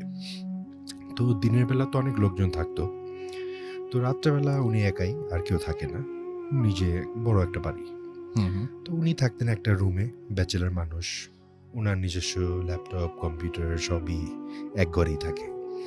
ওই ঘর থেকে উনি বেরো হতেন না। বাকি 3টা রুম ছিল ওই ফ্ল্যাটটায়, তো ওগুলো খালি পড়ে থাকতো। আচ্ছা। ফার্নিচার বলেন কিছুই নেই। খালা টালা কেউ যদি কিছু এক্সেস জিনিসপত্র থাকতো বাসায়, ওটা ওনার ওখানে দিয়ে দিত যে তুই রাখবি কি না, উনি রেখে দিত। তো আমরা ওখানে যেতাম, গিয়ে সময় কাটাতাম। তো ওই বড় ভাইয়ের ফ্রেন্ড ছিল একজন, আরেক ভাই। তো উনি আসতেন ওখানে মাঝে মাঝে, আমি অন্য আমার যে কাজিনরা ছিল তাদের থেকে ওনার গল্প শুনতাম, যে ভাইয়া তো অনেক কিছুই করতে পারে, অনেক আজগুবি ব্যাপার স্যাপার আছে ওনার মধ্যে। উনি আমার মনে হয় খুব একটা নর্মাল ছিলেন না। তো ওনাকে আমি যেদিন প্রথম দেখলাম লম্বা একটা মানুষ, স্বাস্থ্য টাস্থ্য গঠন বেশ ভালো। তো উনি চুল নেই মাথায়। আমি ওকে ওনাকে এক পর্যায়ে জিজ্ঞেস করেছিলাম যে ভাই, জি। আপনার এরকম বয়সে মাথায় চুল নাই, সেটার কারণ কি? আপনি কি শেভ করেন, মানে মাথা শেভ করা, মাথা শেভ করা থাকে, নাকি এরকমই কোনো সমস্যা? তো বললো না, ওনার মাথা শেভ করা, ওনার গরম লাগে প্রচুর। আচ্ছা, বললো ঠিক আছে, মানুষের Very ব্যক্তিগত natural, ব্যাপার হ্যাঁ, হতেই হ্যাঁ। পারে। তো আরেকদিন আমার কাজিন, জুনিয়র কাজিন এসে বলছে যে ভাইয়ের কাছে তো কি গেলাম, উনি বসতে বললো, তারপরে বললো আমার চোখের দিকে বেশিক্ষণ তাকাতে পারবি না। আচ্ছা, আমি বললাম মানে? তো বলে আমি জানি না, আমি 10 সেকেন্ডের বেশি ওনার দিকে তাকিয়ে থাকা সম্ভব ছিল না আমার জন্য। আচ্ছা, কেন? বলে ভয় লাগে। আমি বললাম, কি ভয় লাগে? তো তারপরে টার্গেট করলাম, ঠিক আছে ভাইয়া আসলে আমি একদিন নিজেই ওনাকে বলবো যে ভাইয়া আপনি আমার চোখের দিকে তাকান বা আমি আপনার চোখের দিকে তাকাই, দেখি আপনি পারেন কি, আমি পারি কিনা। তো উনি আসলেন, আমি প্রস্তাব দিলাম যে ভাইয়া আমি আপনার চোখে নাকি বেশিক্ষণ তাকাতে পারে না, আমার কাজিন বলছিল আমি আজকে এটা করব। আচ্ছা, তো উনি তাকে বলল না, এটা সবার জন্য না, তোমার জন্য, তোমার সাথে এটা হবে না। ভালো কথা, ঠিক আছে, দুঃখই পেলাম যে সবাই বলছে বাড়ানো কথা না, আসলে কি। আরেকদিন শুনেছিলাম আমার কাজিনের বাসায় পুরনো এক ওই যে মাটির তৈরি জিনিসপত্র থাকে না, গ্রামে পাওয়া যায়, এরকম একটি ঘোড়া, মাটির তৈরি ঘোড়া ছিল। আচ্ছা, যে পুতুল বা আরো পুতুল কিছু বা পোড়া এরকম মাটির যেগুলো টাইপের। পাওয়া যায়, জি, জি, হ্যাঁ, জি। হ্যাঁ, হ্যাঁ। ওটা আবার একটু আধ্যাত্মিক দেখতে, জি। সাদা রঙের পেইন্ট করা। তো একদিন ঢুকলাম, ঢুকে দেখলাম মেইন দরজা দিয়ে ঢুকে হাতের বাঁ দিকে একটা ঘোড়া রাখা, বেশ বড় আচ্ছা। আকারের। আমি জিজ্ঞেস করলাম ভাই এটা কি? তো বলে এটা কার বাসা জানি ছিল, দিতে বললো। আমি বললাম দেখতে খারাপ লাগবে না, ড্রয়িং রুমে এমনিও কিছু নেই, হুম। রেখে দিই। ভালো কথা। তো ঘোড়ার মুখটা ছিল বাম দিকে বাঁকানো। আচ্ছা, তো মানে বানানোই ওইভাবে। বানানোই ওরকম ভাবে। আচ্ছা, তো মাটির জিনিস বাম দিকে মুখ, তো ওভাবেই তো থাকবে স্বাভাবিক। জি। তো কিছুদিন পরে আমার ওই কাজিনরা বলছে যে ওই অন্য যে বন্ধুটা, ওই ভাইয়া তো ওই ঘরে আসে প্রায়ই। জি। তো ওই এসে উনি মানে এক রাত থাকে বাসায়। হুম। থাকার পরে পরের দিনে ঘটনা হলো যে ঘোড়ার মুখ বাম দিকে নিয়ে ওটা এখন ঘুরিয়ে ডান দিকে হয়ে গেছে, আচ্ছা, একা একাই। একাই। আমি আচ্ছা। বললাম এটা কিভাবে সম্ভব? তো পরে আমি গেলাম, আমি কিছুদিন তখন ঢাকার বাইরে ছিলাম, হুম, তখনকার শোনা ঘটনা। পরে গেলাম, যাওয়ার পরে দেখলাম না, ঘোড়াটা আর নেই, উনি এটা সরিয়ে রেখেছে। এবং তারাও মুখে বললো, আমার কাজিন যে থাকে হুম, সেও বললো হ্যাঁ এরকম ঘটনা ও ছিল, তারপরে এরকম একটা ঘটনা হয়েছে, তারপরে আমি ভয়ে ওটা সরে ফেলছি। তখনও একটু ব্যাপারটা খটকা লাগলো যে কি বলে এরা। হুম। আর আরেকটা ঘটনা ছিল, মানে যেটা শুনেছি সেটা হলো সেই বন্ধু, উনি যখন থাকতেন উনি নাকি সারা রাত ঘুমোতে পারে না। আচ্ছা, উনি সারা রাত জেগে গিটার বাজাতে হতো। ওনাকে জানি কে বলে গিটার বাজাতে, এই জন্য উনি গিটার বাজায়। আচ্ছা, এটাও শোনা। তো এইগুলো হলো ডেভেলপমেন্ট স্টোরি, যেগুলো শুনে তারপরে একদিন এক কারণে, কোনো একটা কারণবশত ওই ঘরে, ওই ফ্ল্যাটে আমাদের থাকতে হবে। আচ্ছা, রাত হয়ে গেছে, আমিও বাসায় যাইনি। তো আমার সেই কাজিনের ছোট ভাই, সে এবং আমি, আমরা শুভ হলো পাশের রুমটায়। আচ্ছা, আর কাজিনের রুমে উনিই ছুবেন। তো শোয়ার আগে আমার ওই সেই ছোট কাজিনটা, সে আবার একটু ভীতু প্রকৃতির। তো সে শোয়ার আগে আমাকে বলছে, কৌশিক তুমি আমার সাথে থাকো, কারণ এখানে তো অনেক কিছু শুনছি, তো আমি তো একটু ভয় পাচ্ছেন। আরে সমস্যা নেই, কি আর হবে, চলো ঘুমাই। তো শুতে গেলাম, আনুমানিক মনে হয় রাত 1টা বা 1:30টার দিকে গল্প করে আমরা ঘুমোতে গেলাম। তখন শোয়ার কিছুক্ষণ পরে শুনি গিটারের শব্দ, হালকা একটা গিটারের শব্দ কানে আসছে। আমি শুনে কিছু বলার আগেই আমার কাজিন ঘুরে আমাকে বলতেছে, তুমি শুনছো? আমি বললাম কি আওয়াজ পাওয়া যাচ্ছে একটা? বলে হ্যাঁ গিটারের শব্দ, একই সুর, পাচ্ছ? আমি বললাম হ্যাঁ পাচ্ছি।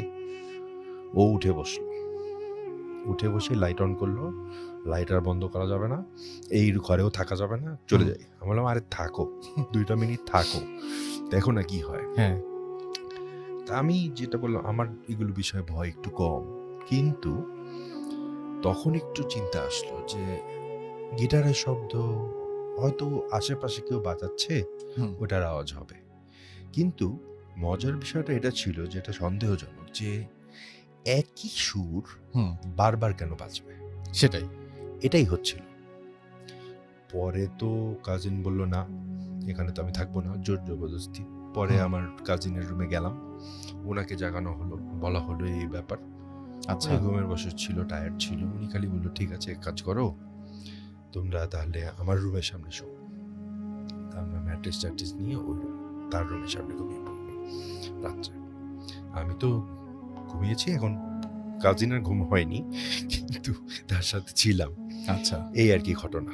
Thank you so much, thank you, অনেক ধন্যবাদ আপনাকে। এবং আমি দেখতে পাচ্ছি যে আমাদের এখানে টুইটারে অনেকে লিখছেন।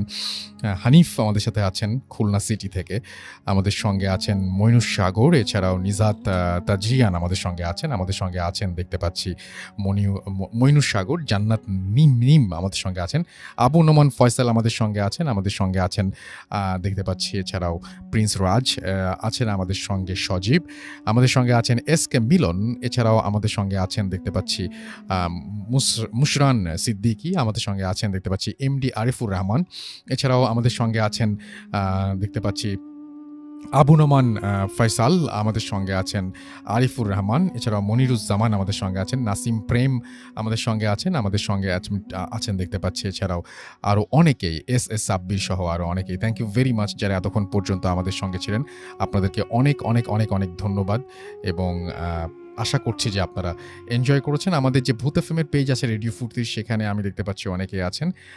আমাদের সঙ্গে আছেন দেখতে পাচ্ছি মোসাদ্দাম হোসেন, অ্যাঞ্জেল মুনা আমাদের সঙ্গে আছেন, আমাদের সঙ্গে আছেন প্রিন্স শহীদুল, এছাড়াও মোহাম্মদ সালমান খান আমাদের সঙ্গে আছেন, ফারজানা ইসলাম আমাদের সঙ্গে আছেন, আমাদের সঙ্গে আছেন ইমন খান হৃদয়, এছাড়াও আছেন আমাদের সঙ্গে শাহা অভিরাজ, আমাদের সঙ্গে আছেন CM মবিহুর পুলক, এছাড়াও জাকির হোসেন আমাদের সঙ্গে আছেন, আমাদের সঙ্গে আছেন দেখতে পাচ্ছি MD জাহাঙ্গীর আলম, লামিসা অরিন আমাদের সঙ্গে আছেন, এবং আমাদের সঙ্গে আছেন দেখতে পাচ্ছি সাদ্দাম আরোহী সাকিব আমাদের সঙ্গে আছেন, দেখতে পাচ্ছি ওবায়দুল্লাহ, সাব্বির হাসান আমাদের সঙ্গে আছেন, প্রিন্স শহীদুল আমাদের সঙ্গে আছেন, শাউন ইসলাম আমাদের সঙ্গে আছেন, আমাদের সঙ্গে আছেন মোহাম্মদ সালমান খান, এছাড়াও আমাদের সঙ্গে আছেন দেখতে পাচ্ছি প্রিন্স সহ আরিয়ান প্রিন্স আমাদের সঙ্গে আছেন, জুবায়ের আহমেদ আমাদের সঙ্গে আছেন, আমাদের সঙ্গে আছেন দেখতে পাচ্ছি আমান আহমেদ আমাদের সঙ্গে আছেন দেখতে পাচ্ছি, এছাড়াও খন্দকার সাব্বির সহ আরও অনেকে। থ্যাংক ইউ ভেরি মাচ যারা এই পেজটাতে ছিলেন। রেডিও ফুর্তি যে পেজটা, সেখানেও দেখতে পাচ্ছি আমাদের সঙ্গে অনেকেই আছেন